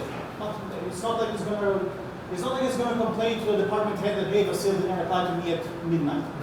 So even if he expects that you're going to reply to him at midnight, nothing's going to happen if you don't. So try to be chill. You will have to set up the office hours, of course. From 10 to 12, it's your office hours on Monday, That's it. And if you want to be good, if you want to be a good TA, you have to talk to the professor first. For example, if there's a homework due Thursdays, you can be a bad TA and you can set up the office hours on Friday after the homework, so they don't bother you. Or you can be a good TA and set up the office hours on Wednesday, so they bother you for the homework. So it depends if you want to be a good or a bad TA. This is all candid. Turn off the camera. So I decide on Wednesday. So if the homework is on Thursday, I always try to do the days before it so that students can come in and get help for the homework. And Friday, you're only going to get the students that are very smart and they start the homework directly after they get the homework assignment. So it's like a couple of them instead of the 30 of them. So it all depends, the scheduling depends on the classes that you have, and you have to, if you have classes, if you have to go attend your own classes, you have to tell the professor that. Hey professor, I'm busy during this time slot because I have a class, so if there's a recitation, I cannot take it, or something like that. So you have to be verbal with the professor and tell them everything that he needs to know. Yes? I just have a quick question. My question is, what if, my question is, what if you see some kind of like cheating or some kind of ethical misconduct? What is the procedure for that, and what is the best way to deal with that? There will be a workshop on that. There is that. My process is usually I mention it to the professor. I'll say, hey, I noticed that these two homework assignments were exactly the same. I'm going to keep an eye on these two going forward and maybe like write a note on their assignments so they get kind of a warning. If it's during a test, I say, hey, I think that person is looking off this other person. Let's keep an eye on him. You usually you can pull up your class list with photos and identify exactly who it is. The professor has access to that. So you can say, okay, we're going to check his exam and check the person next to him and see if they match. So it's always been a very kind of chill version of like, I don't call them out immediately, but I will follow up. It all depends on the department. My department, when it comes to exams, we tend to, as TAs, we alert whoever is the instructor on scene, and they would take care. But for the most part, we just stare at them and see if there is any action, and then you go and you say, Professor, this. I have seen two students that are looking at each other's tests. So then they go, and for the most part, the first time is just a warning, and then the second time is they take away the exam. Also, if you notice this happening, you can just be like, I have done that. Actually, I have done that to this help. They'll stop. They will stop cheating. Sometimes. Yeah, there was one person, I was standing next to this person, I was looking like that. But I just want to add that, I mean, I think about cheating in that way that, okay, maybe like, it's hurting not only like this person, like particularly, but also like if the cheating will be successful and the class is curved, you know, and like I've heard from undergraduates, it's very, very depressing when like you're like working so hard and some people are cheating and they're getting great grades, right, like A's, and you're like getting B just because you didn't want to cheat. Like, that's so depressing for them. So caught in cheating, I guess it's important. You can also talk with your professor about anti-cheating measures. They probably have some in place. I once taught for a professor who had four different versions of a test printed on 4 different colors of paper with assigned seating, and it was a whole production. And we didn't really have very many cheaters. Yeah. So it works. Also, there is such thing as like works from other years. That's where like the real cheating is going on, like when the class has the same exam 5 years in a row, like guess what will happen, right? So yeah, but it's more for professors, like guys, change your exams. So not for you, but for professors, like, honestly. Did you guys ever have any situations where, for example, there's like behavior problems and stuff, or like student comes in wrong, or any of those issues, like inside class, like see stuff like that. When people yell. Did everybody have a question? One more time? Yeah, I was talking more about like other behavior problems. For example, if you have students misbehaving in class, or for example, if a student comes in drunk, or issues like that. I've not drunk, but in labs, and if you have a partner, they start yelling at each other sometimes. And I always yell more than that. And tell them, hey guys, this is not the place to do that, because this other guy here doesn't want to listen to your voice. I always try to use sarcasm as a weapon. It's amazing. Not everybody can do that. Your voice has to be louder than the student's voice always. And even when cheating, I always try to put them to shame. Instead of just going there like the ladies did, I would say, hey, I see you. I don't even see the guy. I don't even look at the guy. I saw that you cheated, for example, and I look the other way. Hey, I see you. Or you just randomly do that during a test. The students will love it. Just like randomly pick a corner of the room and look at it and be like, hey, I see you. Hey, I see you, exactly. They start to sweat, it's amazing. Don't actually do that. Also, there's another thing that is very important. Don't accuse students of cheating. Never accuse students of cheating. It's never a good idea. And I am the guy telling that, which I've been pending for like an hour. So never tell students of cheating.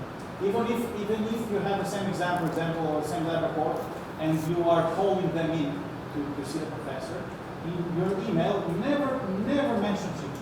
Say that, hey, we've seen some similarities in your lab report, and we're going to discuss this thing together with the professor. Never mention cheating, ever. I'm serious. It escalates in a very public way. It's never a good idea. Yeah. You will get more advice on this very shortly. Very shortly. The new student conduct actually tells that you can't say anything like you're cheating to a student. That's why you have to give it to a professor, and the professor needs to go and address it. So as a TA, do not accuse of any students of cheating, because you will be put in the you'll be trial in the by the student conduct. You will be accused of. And it's a headache you don't need. Why do you need that headache? You are doing your own research. Why do you want to go to a trial? Just stay chill. Tell the professor. He's going to take care of it. So there's a question over there. Yeah. So this might be a long one, but this is a question for everybody. What is the most, you don't have to say the names, but what is the most difficult student you've had, and how did you deal with them? So I had a harassment case last year. You guys will learn about harassment, how we treat it. So there was a older gentleman that was taking a class of mostly freshmen. And in the group, the gentleman was with 3 other women, and the student was harassing the 3 younger females, and not only for he wanted numbers, was texting inappropriately, and wanted answers from every exam, and I had to report it. So as a TA, you're a mandatory reporter of any kind of harassment. And that's something that you will have to experience at some point, I'm sure. Make sure you do your Title IX training before October 5th. Yes. How did you become aware of that situation? Did the student female students So, come up to you and tell you? Or? There are many ways that you can. So as Virginia said, you need to take the training of Title IX. It deals with any kind of harassment. And also the student needs to like you can see signs, and also the student can approach to you, and the moment they tell you, you need to report. As we are all mandatory reporters of harassment, because we are leading a course, so make sure you do it, otherwise you will get in trouble too. I would say I never had such experience, but with mental health issues, because we're all going through a tough time in grad school, and undergrads are going through also tough times, so sometimes it's really rough.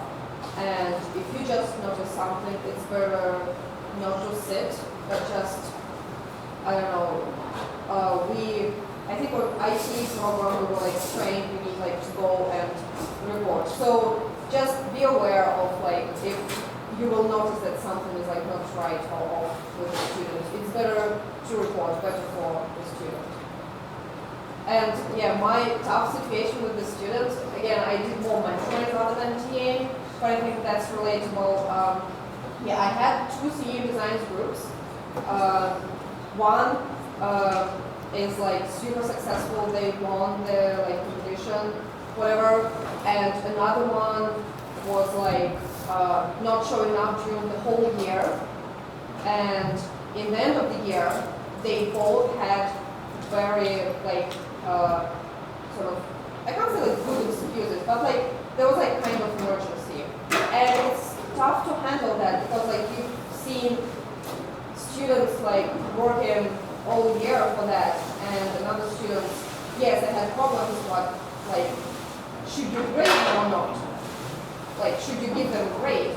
And yeah, I mean personally, I decided not to give, but it's more like personal, just because, again, if you, it's maybe like personal, and some of you guys are not like agree with me, but I feel like when you want to go and like help students and like sort of give them better grade that they deserved, it's not fair for the students who worked so hard all year.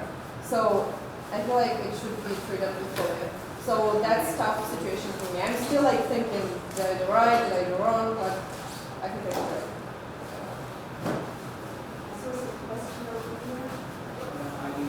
So I'm one of those people that tends to be friends with people around me, especially if I'm seeing them week after week after week. How do you maintain that professional boundary between you as a person and you as a TA with these undergrads? It's again more like personal, like your style. Like my style is, I want to be like friendly with them, but not like at the same level, not because I'm thinking too much of myself, just because I want to be sort of an example, like reachable example to, again, as I said before, like that there is a life out there, you can survive for that. Yeah, but it's just personal. Some of the, but I know you're not allowed to go to a coffee shop with like one-on-one with your students. And yeah, I think there will be like workshops, right, on that stuff. So yeah, there are like certain things you're not allowed to do, but yeah, it's up to you, I guess. I think the biggest thing is if you feel like you're getting too friendly with a student, maybe interject, oh, don't forget that we have a homework assignment due the next week, just kind of as a gentle reminder that you are, you know, not in a, I don't want to say position of authority over them because that sounds intimidating, but like you are the TA, you do have control over their grade. I think it's not really appropriate to be friendly with them, and also to remind yourself, because I definitely struggle with that as well. I want to be loved. Welcome to class. I have a lot more to add on. So I am like someone who definitely likes to be liked by my students. But I like having, I don't know, like someone who likes having systems in place for things. So having a kind of, I like go into professional mode when I'm talking with students, and even if that is a very friendly professional mode, I'm still, like I'm talking with them about schoolwork.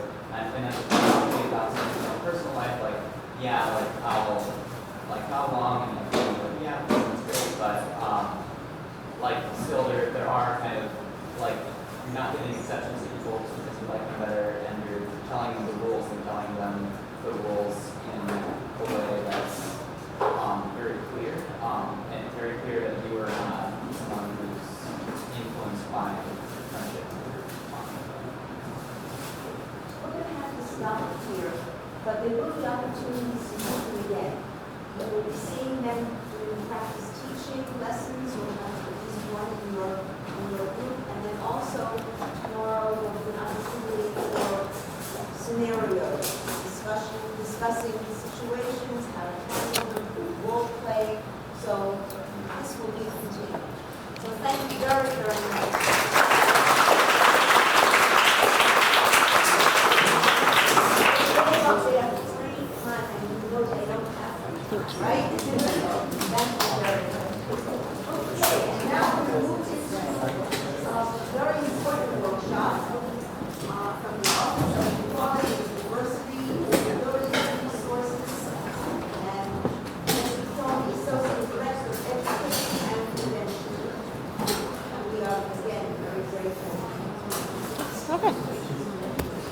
Alexis, should I go ahead and start? Or should I go ahead and start? I'm ready now. Okay, great. All right, so while they are still setting up lunch, I can go ahead and talk to you. Hi, everyone. Hello. Maybe some side conversations can die down. Thank you so much. I really appreciate it. Hi, my name is Jessie. I work in the Office of Equality and Diversity. Some of you may have heard from us recently because we have an online training. Hold questions about that because we'll talk about it at the end. But any other questions you have as we go along, please answer. This is specifically geared towards issues related to inclusion that may come up in your work as an instructor. So this is a little different than all graduate students who might be working as graduate assistants, research assistants, may just be enrolled in classes. This is specifically relevant to you as somebody who's working in instruction. Again, if you have any questions as we go, please, please, please just raise your hand and ask them, because it's better to ask them as we go than at the end where you may have forgotten. Plus then the sandwiches will actually be unwrapped and then you'll really want me to stop talking. So I definitely know what I'm up against. Yes, I've never been told I'm not loud. I used to teach high school and college, so if you can't hear me, tell me, but I've never been told that that's a problem before. So what does my office do for those of you who aren't familiar with us? First, we provide training, education, and individual support. I talk to faculty, including graduate students who are working as instructors all the time, about how to figure out how to respond to problems or conflicts that have arisen in their classes. If something has happened and you're really not sure how to address it and you want that support, please just don't hesitate to reach out. We're always happy to consult over the phone or take you out for a cup of coffee and make sure that you feel confident and good about what it is you're doing. We also do data collection and trend identification for the university. So if you have questions about sort of what's going on a university-wide perspective and you want to talk about those, you can reach out to us. We'll provide that information. We coordinate accommodations for individuals with disabilities. I'm going to spend most of what I'm talking about today, I think, discussing disability accommodations, because as instructors, this is really important for you to know. And then finally, we provide information, resources, and options to individuals who have been affected by discrimination, harassment, or sexual misconduct. We can help those people file a formal complaint if that's something they wanted to do. We can also help them with informal resolution. About 75% of people who come to our office and they have a complaint that relates to discrimination, harassment, or sexual misconduct do not want to file a formal complaint. They want mediation, they want facilitated dialogue, they want some sort of conversation that will make them feel whole again and capable of dealing with the situation they're in. We also provide resources to students, faculty, and staff. So that could be referrals to counseling, referrals to the employee assistance program, if you're benefits eligible. It could be academic accommodations. So there may be students in your class that have experienced some sort of trauma, and you'll get a message from one of us that says, this student is going to be missing class on this day because they have to go make a police report, something like that. We're generally not going to be able to divulge a lot of details in those situations, so if you have questions, just pick up the phone and talk to us, and we'll figure out what it is that you as an instructor need to do to provide that accommodation. It may also include things like housing modification, so you may have students that are living in one residence hall, and then something happens where they no longer feel safe in that residence hall, and we move them into another residence hall. So we're pretty much doing what we can to make sure that people are able to continue with their studies in a way that's uninterrupted because they've received the supports that they need. Does anyone have questions about what we do as an office, just sort of generally, before we sort of dive in? All right, awesome. All right, so we serve students, faculty, and professional staff, and all other employees. So we are here for you, both in your capacity as instructors and also your capacity as students. We also help guests and patients.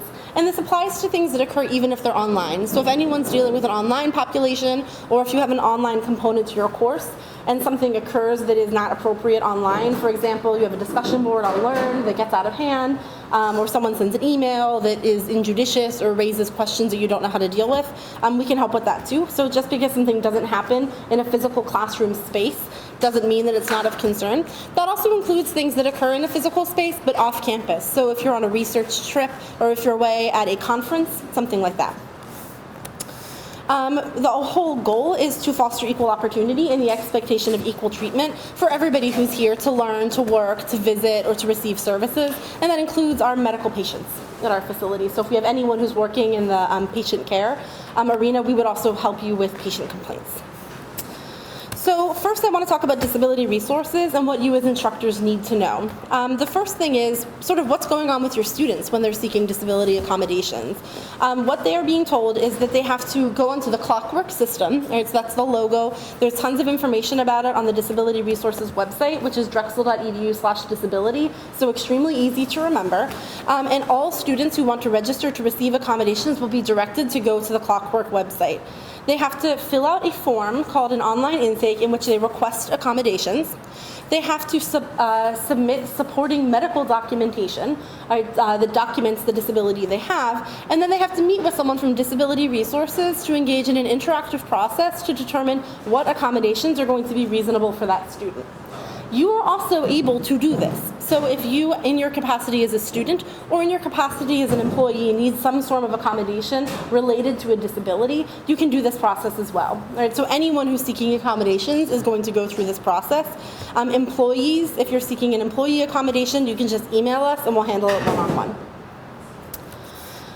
If the individual receives accommodations, they'll get something called an AVL, or Accommodation Verification Letter. During your time here at the university as an instructor, it is an absolute certainty that you will have at least one and possibly many students that will be in your classes that have an AVL. The AVL is going to be sent to you by email from the Clockwork system. Sometimes people will say, I didn't get the email. You almost certainly did get the email, you just need to check for it. If you don't have it and you can't find it, the student can just ask us and we will resend it. We can also send you a hard copy or whatever you need if that's some sort of problem, if you're having issues accessing. But it is sent to you by email, and as long as you sort of look out for those emails because they are important, you should have them. We used to have the students print out their AVLs and hand deliver them to instructors. We found that that wasn't a best practice because it made the students uncomfortable, and also it made the instructors uncomfortable because they're receiving these letters in front of other students, potentially at the beginning or end of class.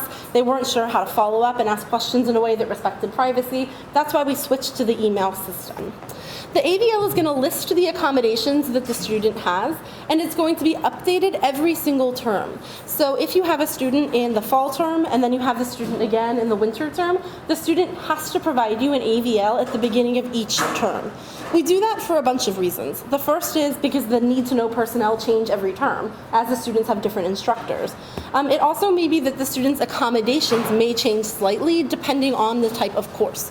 So what a student may need in a lab-based class may be very different than what the student needs in a lecture-oriented class. So they're going to have to submit this to you every single term. The things that I want you to kind of keep in mind as an instructor. The first is, it's your responsibility to provide the accommodations. If you fail to provide an accommodation, that's a pretty serious violation of the university's reasonable accommodation of individuals with disabilities policy. So we want you to take that really seriously. In my experience, having been here at the university for 3 years, we almost never have issues with faculty or instructors not providing accommodations out of malice. It is almost always out of misunderstanding or ignorance. Where someone doesn't understand how the accommodations should be provided, or just doesn't understand what the accommodations are. If you're in that space, it's not embarrassing to just call and say, hey, I need a little bit of help figuring out what to do to accommodate this student. What's worse is if you try to look like you have everything under control and they're secretly sort of flailing. Right? So just reach out, ask questions. It's not embarrassing. We talk to people all day long, helping them figure out what they need to do. So don't be afraid to reach out. The other is mandatory referral. So under the university policy, if a student tells an instructor, even if it's a graduate student instructor versus a full-time faculty member, that they have a disability and require accommodations, it is your obligation to write to the student, right? It has to be in writing, email is fine, and tell them that they can seek accommodations through Disability Resources. If you don't know how to send this email or it sounds intimidating, we got you. We have a template email on our website that you can use. We also have a template email that you can send to students who have not disclosed a disability, but who seem to be struggling and who you think that may be an issue. We do not want you to say something to a student like, hey, have you ever considered that you may have ADHD? Because it seems to me that that may be a thing for you. All right, there's lots of reasons why that's not good. Okay? The student feels embarrassed, watched, stigmatized, you're not qualified to make those assessments. Sometimes people will say, actually, I work in behavioral health. Well, then you should definitely know that diagnosing someone without a proper intake is not going to be appropriate either. So just don't do that. We have an intake email that you can send them that just says, student, I've noticed that you seem to be struggling. Here are some resources that may help you. The Center for Learning and Academic Success Services, the Counseling Center, Disability Resources, Drexel Autism Support Program, just all the support programs that we would offer to any student. So that way the student is aware that those resources are out there without you specifically saying, hey student, I've targeted you as potentially being someone who might have a disability. The last thing I want to note is really just provide what's in the AVL. Sometimes we get faculty member that will say something like, oh, well, the student doesn't have an AVL, but they said the only accommodation they need is a copy of my lecture slides, and that's really easy, so I'm just going to give them to them. That is really nice that you want to do that, and I understand the impulse to want to accommodate someone. But the reason why this can be a problem is twofold. The first is the student says, oh, well, actually now it's not enough that I have the lecture slides. I'm actually going to need a copy of your lecture notes, and I'm going to need them 2 weeks in advance of each lecture. So suddenly that accommodation that seemed really simple, not so simple. And then another student comes up to you, this is the other possible outcome, and says, well, you're giving them the slides, why can't I have the slides? Or why can't I have this other accommodation? And then you're making determinations about what's reasonable for multiple students. In the end, it's not helping you and it's not helping the student. If the student needs an accommodation, just send them over to Disability Resources. And also, if they're asking for something that's not on the AVL, right, they have an AVL and they say, but I also need this other thing, send them back to Disability Resources. If it really is a reasonable accommodation, then we can make sure that the student gets that and it's added to the AVL. It may be that it's not a reasonable accommodation for reasons that may be clear to us, but not immediately clear to you, and we can work with the student on that. So the answer for most of these things should just be reach out to Disability Resources, ask questions, and just try to stick to what's in the AVL. Does anyone have questions about this? Yeah? So, I have a student who comes to me with an AVL, Mm-hmm. and then I make an accommodation for them. If another student comes to me and asks for the same accommodation, will I not be forced to, is there not an implication that the first student has an AVL, and in that case it is not a violation of some sort of privacy issue? Yeah, so that's actually a really common question that comes up. I'm glad you asked that. So say that a student says, well, I see that Samantha gets a copy of the lecture notes and I would also like a copy of the lecture notes. If you would give that to any student who asks for it because you really don't care, you can certainly do that. But you shouldn't make sort of ad hoc accommodations. And you also don't need to comment on why a student has something. So you could simply say something like, whatever accommodations that Samantha has are really between me and Samantha. You know, or is there an accommodation that you're requiring? If so, let me know and we can talk about that, or I can refer you to the right place. But it's really not something I'm going to do to talk about another student's business with you. All right, so just really drawing the firm line there to respect the student's privacy. Some other things that you might want to do as well is if you have to talk to a student about an accommodation, try to not do that when there's other students around. All right, so you can always email them and say, here's my office hours, or could you come early 10 minutes to class? And then also, note that the AVL will never tell you what the student's disability is. It just tells you what the accommodations are. So Samantha requires extended time testing, not Samantha requires extended time testing because she has ADHD. So you shouldn't speculate about what the disability is, and you shouldn't talk about that in front of anyone. If the student mentions it to you, that's fine. They certainly have the ability to talk about their own disabilities, but I would again caution you to make sure that you're maintaining privacy. So if the student says, I have ADHD, you might not want to still say in front of other students, hey, because you have ADHD, I thought you might be interested in this opportunity. All right, so again, just trying to maintain privacy. That's a really great question. I'm glad that you asked that. Other questions about Disability Resources? Right, and again, this is something that applies to you as instructors, but also as students and employees. So if you need your own accommodations in order to succeed, please don't hesitate to reach out. We have many faculty, staff, graduate students that we work with. There is no stigma, it's not embarrassing. Just come and get the services that you need. Great. All right, so the other kind of two parts of things that our office does, I want to note. First, the university does have a Title IX policy, which prohibits discrimination on the basis of sex, including sexual harassment. If your students come to you and they report that they've experienced some form of sexual harassment or sexual misconduct, again, as an instructor, it is your responsibility to refer the student to the Office of Equality and Diversity. It's a little bit different than what we talked about with Disability Resources. Disability Resources, all you have to do is tell the student that the resource exists. Then the student can choose to use it or not to use it, and that's fine.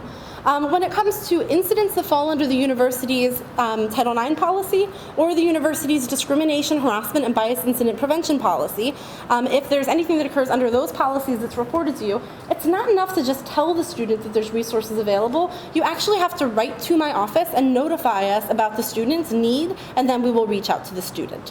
What does that mean? We're not sending anyone to talk to them in person. We're not sending police officers to them. We're not contacting their parents. All we're going to do is send the student a message that says, it's my understanding that you talked about an incident of sexual harassment or religious discrimination or sexual orientation harassment that occurred. We wanted to check in with you to see if there's any resources you need. Here is an attached list of resources available at the university. We hope this message finds you well. If we don't hear from the student, we will write to them again in 2 weeks and say, student, we never heard from you. Is everything okay? If you don't want to talk to us, that's fine, but if you change your mind, we're still here. All right, so we would do that with every student who is referred to us in that way. Sometimes people get nervous and they say, so if I refer the student, are they going to get angry? Are they going to feel like I breached their trust in some way? We'll talk about that in a little bit. But it's important to make sure that the students understand, A, you're not a confidential person. If they need a confidential person, we have the counseling center, we have the health center, we have spiritual and religious life, we have off-campus providers. And then also that they understand that if they are referred, it doesn't mean they have to do anything or take any action whatsoever. It's just the university's attempt to make sure that students don't have the impulse to brush things under the rug because they think that nobody cares, or that there will be retribution, or that it will get back to them in some way. What should you be looking for? Students will very rarely come up to you and say something like, I am experiencing sexual harassment. They are much more likely to say something like, in my group project, people keep sending jokes through the group chat and I just think they're really sexist and not funny. All right, well, what are the jokes? What are they saying? Is it possible that it's just something that's harassing and that they don't want to use that word? It might be comments about appearance. All right, the person, they just keep talking about how attractive I am and I just want them to focus on the group project. I don't really understand why they're saying these things. Ratings, telling people who's the most attractive students in the class or on the soccer team.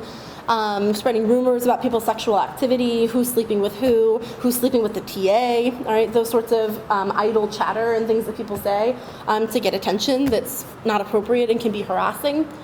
Exposure to images, all right, someone's sharing porn in the group chat, someone's watching porn on their laptop in class. People always laugh at this part because it sounds so crazy, but if we didn't get at least one report of something like that happening every year, I wouldn't mention it all the time. It also applies to, I go to office hours and there was nude images on somebody's computer screen or that flashed up on their phone. All right, so exposure to images is something, if someone tells you about it, it's not just something funny to laugh off, it's a pretty serious incident. Consensual amorous relationships, if it's with somebody who's in an authority position, all right, so someone who's grading you, somebody who is your athletic trainer or coach, if someone tells you that that's something that's been going on, that is something that should be a referral because that might be a violation of the university's policy, which prohibits relationships between individuals in those power positions. Anything non-consensual. And usually what students will say is something like, I'm feeling really unsafe, someone's been bothering me, I feel really uncomfortable in my group. It's okay to say, well, what makes you feel uncomfortable? And if the student hedges, then you can say, well, if you want to talk about it, I'm open, but you can also go to the counseling center or spiritual and religious life and sort of point them to those resources.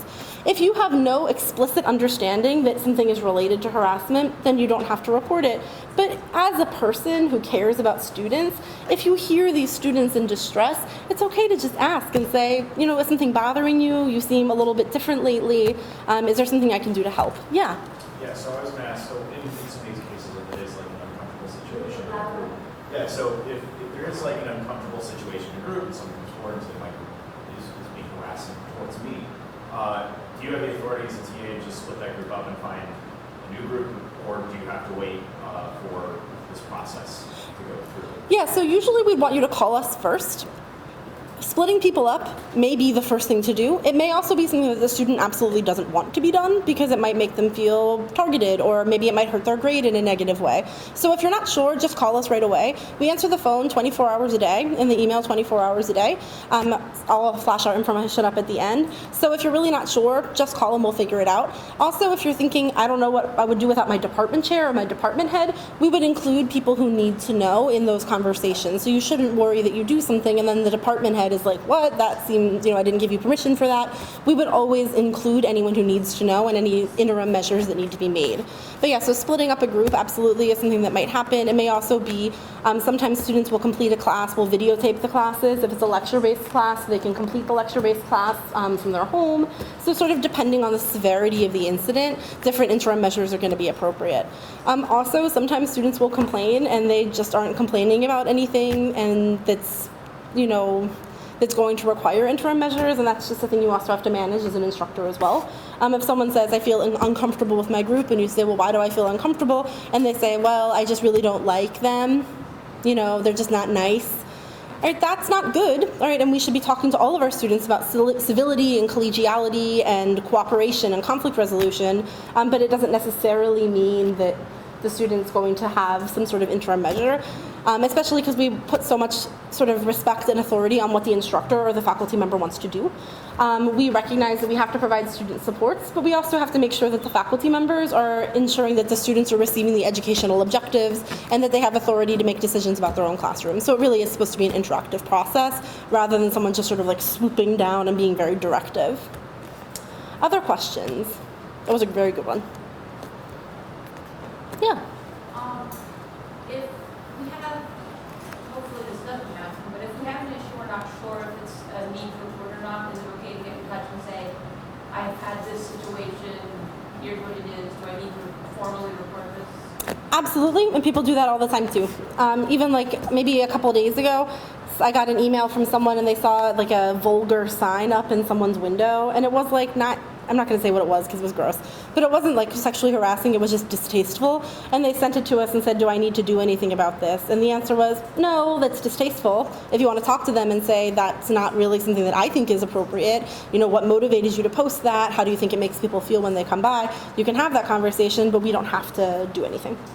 You can also refer things that may not fit the protocol, but that you think are important.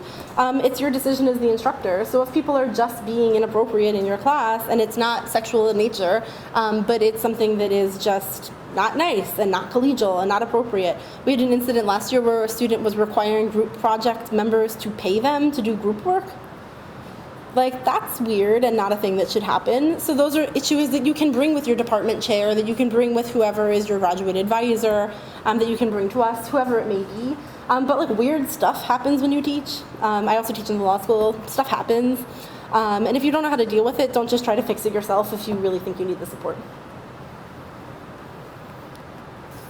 All right, so we also have a non-discrimination policy that prohibits discrimination on the basis of all of these different things. There's just a few that I want to note that may be particularly relevant to you. Again, jokes. When people come to student conduct, the first thing that they almost always say is, I was just kidding, why can't people lighten up? Just because you say something was intended to be funny, if it's actually just on its face harassing and discriminatory, like your intent in being hilarious is not probably going to save you. Email forwards, all right, this is another one where people think, oh, it was just something that happened online, so my social media or my email. No, all right, if it's something that involves students at the school and is having collateral consequences, then that may be a problem. Graffiti. If you see bias in graffiti, really like vulgar things written on the wall, racial slurs written on papers, swastikas, that kind of stuff that does pop up occasionally, then you should report that as well. We do have a protocol for hate-based graffiti. If you see graffiti, you should call public safety. Public safety will come, they will photograph and document the incident, and then contact facilities for removal. Sometimes what people will do is they will remove the graffiti immediately. They'll wipe it off the whiteboard, they'll paint over it. We actually had someone who literally got a can of paint. Don't do that. And the problem is when the graffiti is just gone immediately, we don't know what it said, we can't document it, we can't see if it fits into a pattern of greater incidents, and it also makes it harder for us to potentially catch the perpetrator. So sometimes someone will do something and they are literally on video doing it. We have videos all over, and we can ask public safety to pull, we know what happened during the 10 o'clock hour on Tuesday in the lobby of Canaris Hall, and then we may actually be able to figure out who did that. So if you just wipe things away and don't report them, then it makes it harder for us to hold people accountable. So don't feel embarrassed about bringing those things up. I got a call from someone last year where there was like a swastika and a racial slur carved into the door of a bathroom in Boston, and they reported it, and I said, when did you first notice it? And they said, oh, it's been there for months. And I just felt really sad because a lot of people saw that and were impacted by that negatively for months and didn't do anything. And B, the fact that people didn't do anything in itself was also sad to me, because it's like, did you not think that that was important? It is important, right? It matters. So if you see graffiti, don't just sit on it and don't just wipe it off. You should actually be proactive. Failure to accommodate religious practice or disability. We already talked about disability. Religious practice as well is something that may come up for you as an instructor. A student who says, I need to miss class because I have a religious observance. The university has a religious observances calendar. The provost also has a policy on religious observances, so you can read those. I'll helpfully summarize them for you. Essentially what they say is, if a student tells you that they have an accommodation that they require based on religion, you should work with the student to determine an accommodation that is reasonable. If either one of you is not able to make that happen, you should go straight to the department head, and if at any point you feel that there is an element of religious discrimination, you can reach out to us.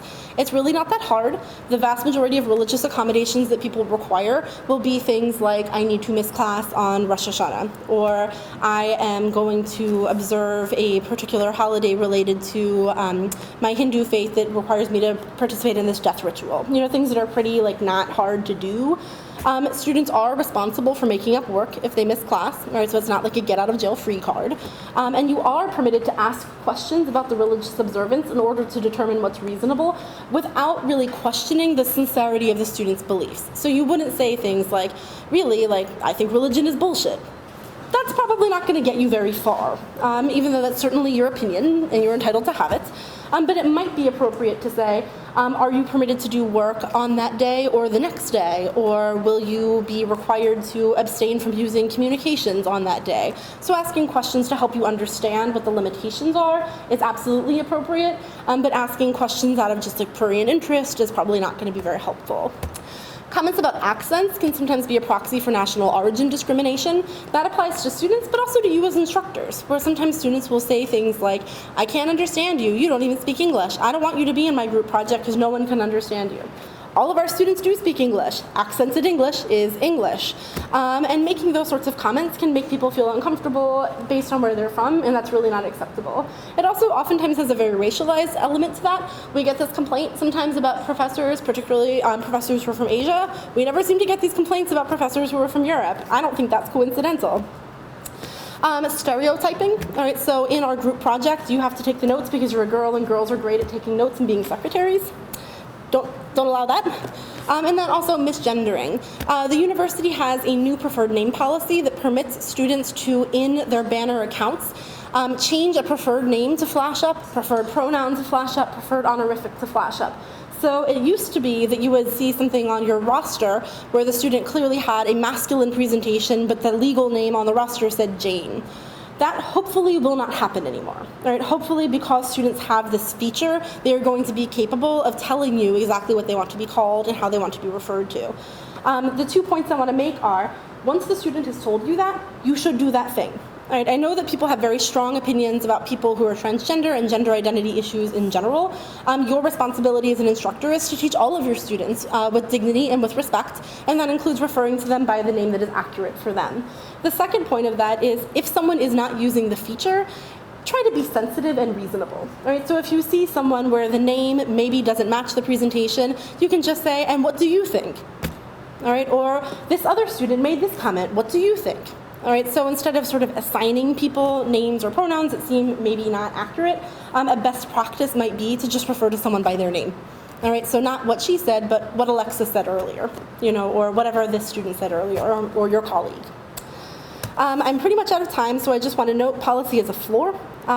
We want you to think about all of these things as just being sort of minimal.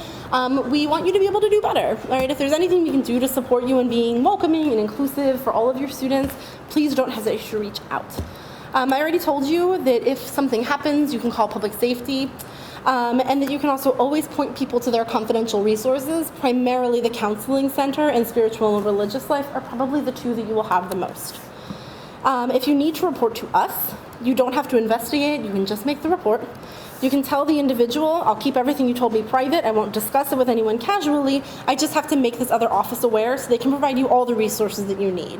It's really care. I hate the term mandatory reporting, it makes it sound like someone's in trouble, when really it's just resource connection. If you have any questions, I am happy to answer them. Here is my personal information, and I'll hang out for a bit while you're eating lunch if anyone wants to come talk to me. And then you can also stay in touch. We have an email listserv that goes out every Monday. It has events that you might be interested in, including opportunities for professional development.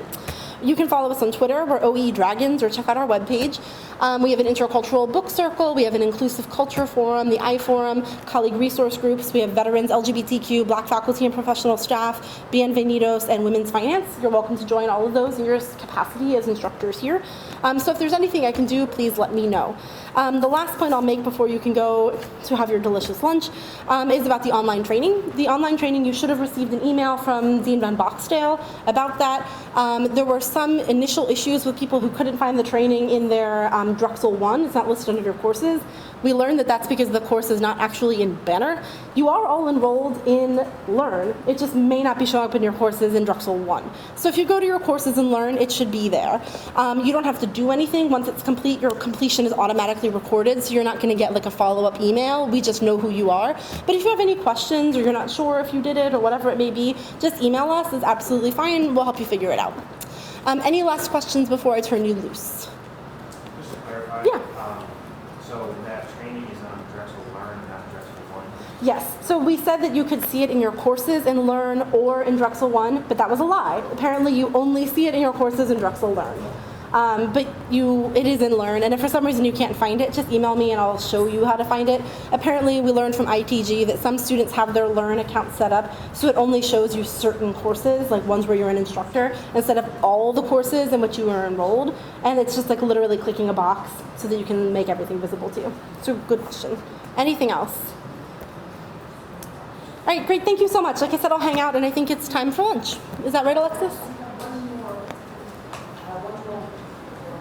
Oh, I'm sorry, I lied. Oh no. I'm just trying to figure out what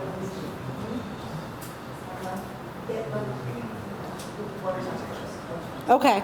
This will be available on our website, right? Correct. So I can email it to you so you have it. Yeah, sure.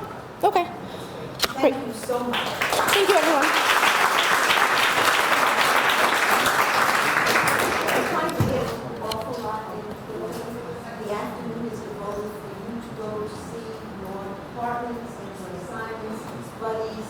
We've instructed them, they know all about what they're supposed to be coming. We've also invited people from your departments to come and have lunch with you.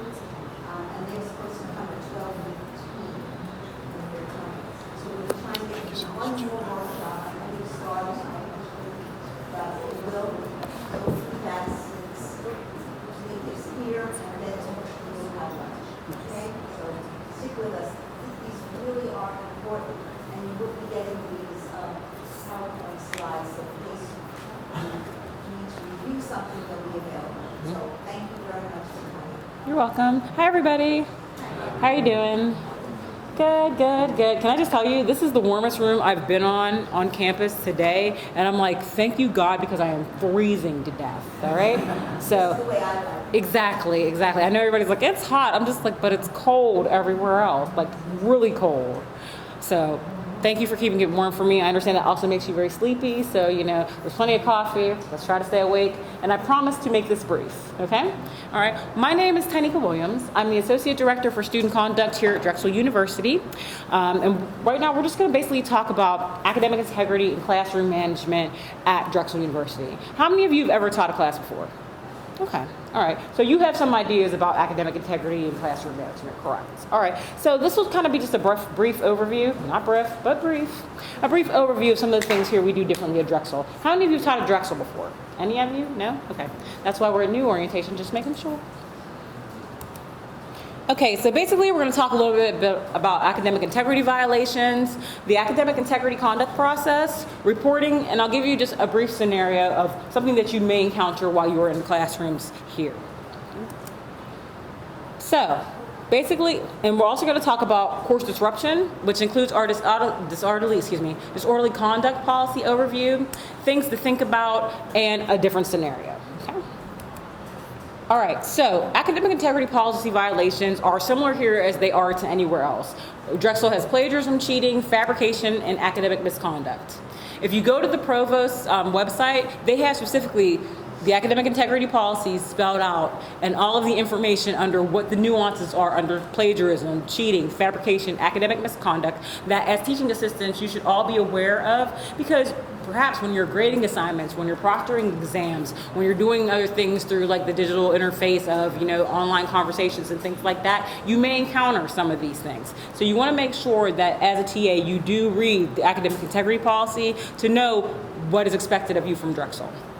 In addition to that, one of the things I will say too is make sure that you are very familiar with your course's syllabus, because in the syllabus the professors are given free rein to give their own academic integrity guidelines. So their academic integrity guidelines may have something to do with collaboration. They may have something to do with how you use electronics in the classroom. They may have something to do with other things that you do in the classroom that are related to academics. All right, so the academic integrity process, I'm going to give you steps to reporting, because this is what's more important for you than anyone else. This might be a little bit different than what we talked about before, Alexis, so just giving you an idea, okay? So basically, whenever you encounter a situation that you think has to do with a potential academic integrity violation, you want to collect all documentation and information regarding the alleged violation, because you may be the first point of this court, because the instructor may not see it yet. You may be the first person who's grading something. You may be walking through proctoring that exam, like I said, or an online forum. So you want to make sure that you collect all the information. The next thing you want to do is consult the instructor regarding the alleged violation. The instructor of the course will be the first person who makes a determination whether or not an alleged violation has occurred. So it'll be important for you to get all the information that you have regarding it to the instructors for them to make a decision, okay? So once you do that, you may also have to assist the instructor with gathering more information should there be more information needed. And this is particularly when there are cases where there's more than one student involved, when there are groups of students involved, or where the information, hey, may be a potential violation, but it's just not clear.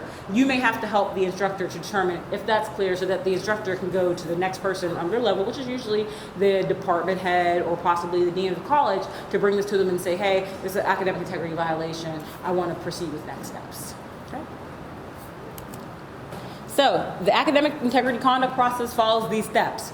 Basically, once the faculty member has decided there is a violation, the faculty member will notify the student via their Drexel email that a violation has occurred, and they will require the student to meet with them.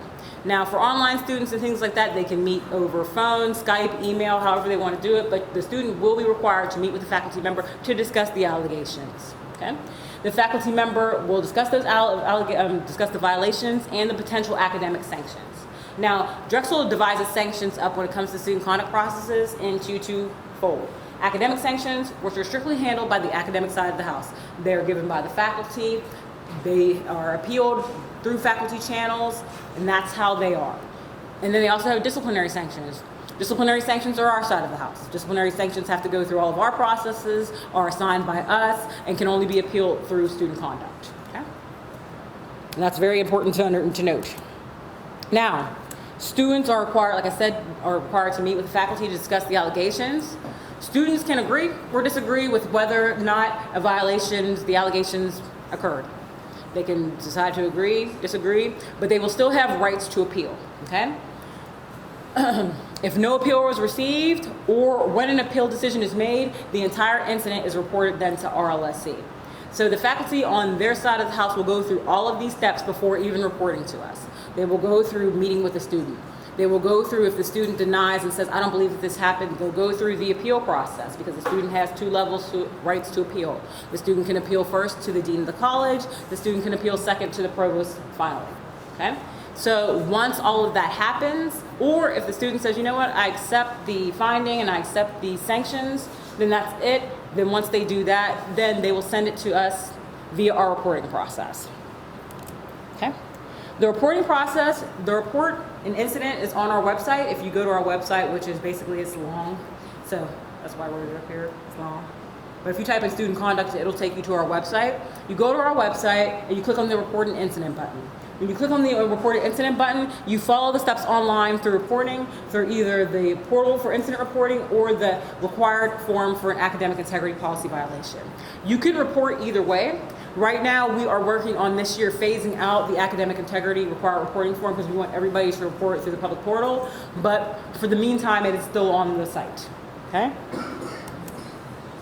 All right, so how to report an incident. You've got one or two ways. Like I said before, this is a screenshot of what the website looks like.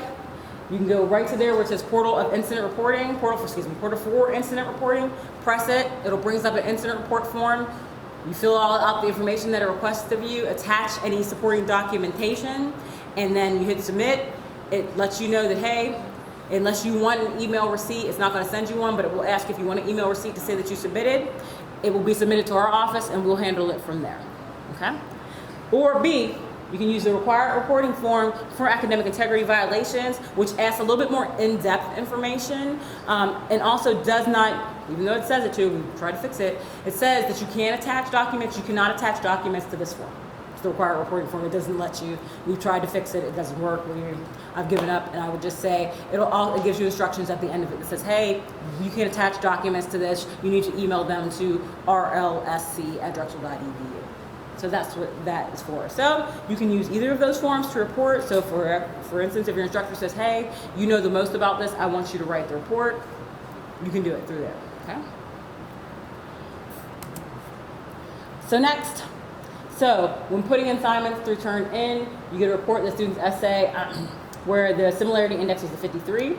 Reading the report, you determine that the student copied sentences and in some cases paragraphs from articles without placing them in quotes and or citing their sources properly. In addition, you notice that the student has provided misleading information regarding their sources. Now, when you notice things like this in this type of scenario, what kind of conversation would you have with the instructor regarding this? This is the interactive piece of the puzzle. If no one volunteers, I will pick on you. I have no shame. And I'm really cool with uncomfortable silence for long periods of time.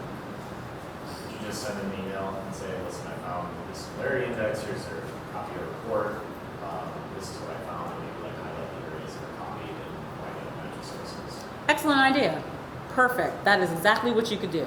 You could also talk to your professor, because I'm sure you'll see them in one-on-one at times. You can also talk to them about what you saw, show them the index, and decide what they want to do from there. Okay? Thank you for participating. I appreciate it.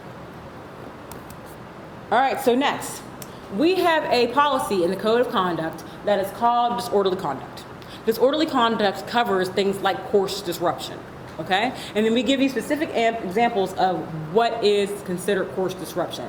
Now, just know that this is not limited to just these things. And that's why we always say, why it's not limited to? Because if somebody finds another annoying behavior to do that as disruptive in class, we want to make sure that we can handle it in conjunction with you all. Okay? So we say excessively leaving and entering the classroom without authorization, making loud, distracting noises, persistently speaking without being recognized, such that it interferes with the learning environment, repeatedly dominating online discussion boards or forums, resorting to personal insults. Okay, so, and this always leads me to when I talk to you about things to think about. When it comes to your classroom setting, proctoring exams, things like that, things that may be disruptive, you know, our laptop's going to be allowed to be used like when you're proctoring a class. How are they going to be used? Do you want people out and typing on them? Do you want all laptops put away? What do you want? How are phones going to be allowed to be used in courses? Do you want, phones out, phones closed? Somebody says, hey, I need to take notes on my phone. How do you want that?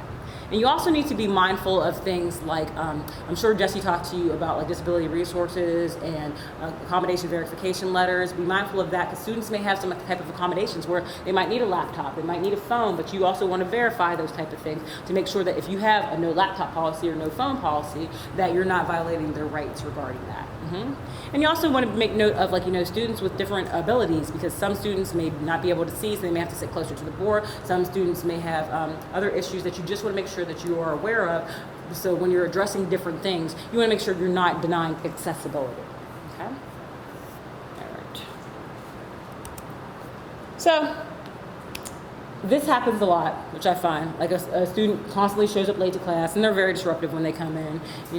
They take their laptop out disregarding the instructor's instructions and a verbal directive that, you can't have this, okay?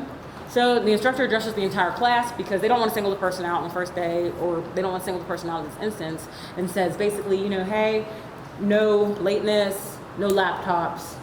And so you're teaching the next class without the professor being there and the student comes in late. How would you address that?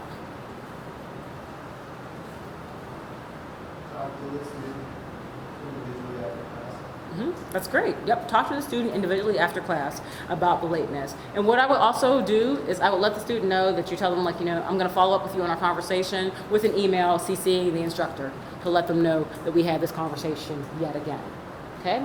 These things are all very important because they show documentation to us of when it comes to student conduct. And you're just like, student conduct, I'm so tired of the student, I want you to do something. And the first thing we're going to say is, okay, have you talked to the student about the behavior? And if the answer is no, then we're going to say, okay, you have to talk to the student about the behavior before we can do anything about it, because we can't assume that everybody knows everything. Some things that are nuanced to us are not nuanced to others. So if you've not told the student that, opening up a newspaper, if anybody reads newspapers anymore, and eating Cheetos in your class is disruptive, then you have to tell them that before you can come there. Okay? You have to tell them that before you can come to us. And that way it also helps to build your relationship with the students, because they're knowing that, hey, this person is going to talk to me before they just go run to student conduct and they get this email from me saying, hey, you got to come and meet with me. And they say, I would have stopped, but the instructor or the TA, no one ever said anything to me, because that's what I'll get. So that'll be the first things I tell you. I'm like, did you talk to the student about it? Okay, you did talk to the student about it. You documented it. Could you send me a copy of that documentation? And then that way, then I can have a conversation with the student that says, hey, the instructor talked to you about it. It's in the syllabus. Mentioned it broadly in class. The TA talked to you about it again after class. And I have documentation to prove all of this. So now you're here sitting in my office, and we're probably going to have a disciplinary conversation, which will end with a disciplinary record for you regarding this behavior. Okay? These things are very important. Yes, ma'am. It's not as much as you think. I would say I would say if you had a scale of 10, I would say maybe 4 out of 10 times it would happen, something like that. But then usually what happens is once you have a face-to-face conversation with the students will usually stop. People are compliant. They usually want to comply, and they don't want to piss off their instructor. That's the last thing they want to do. You're in charge of their grade, okay? So most times it'll just be a conversation of, hey, remember when I put that on the syllabus? Remember when I, said it generally in class? That applied to you. So I'm gonna need you to get on board, okay? And so usually that is all you'll need to do. Very rarely does it get to the point where this person is just being crazily disruptive, and I told them and said all this, now I need them to go to student conduct. Yes, I do get some referrals of that, but usually once you talk to the student, they will stop the behavior. So questions about any of this so far? Okay, so important points. Here's where you can go to find the code of conduct and the academic integrity policy. If you learn nothing else, and I know Alexis said you're going to get copies, right, of these slides to them. If you do nothing else, read the policy section of the academic integrity policies. Read the policy section of the code of conduct, just so you know what the policies are. It'll be helpful to you in your classroom experience just to know the policies. If you know nothing else, I'm not saying read the code of conduct. I've had to cover to cover because I helped to write it, but that's me. Everybody else, read the policies. Know what you're looking at, especially when it comes to policy definitions. Okay? All right. See, I told you I'd be quick. Any questions or anything? No. Well, thank you so much. It was nice meeting everybody. Good luck.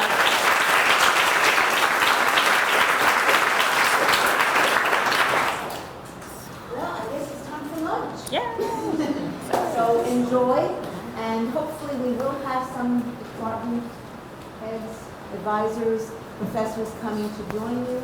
And then after you finish lunch, you are welcome to go to your departments, and hopefully they will welcome you there.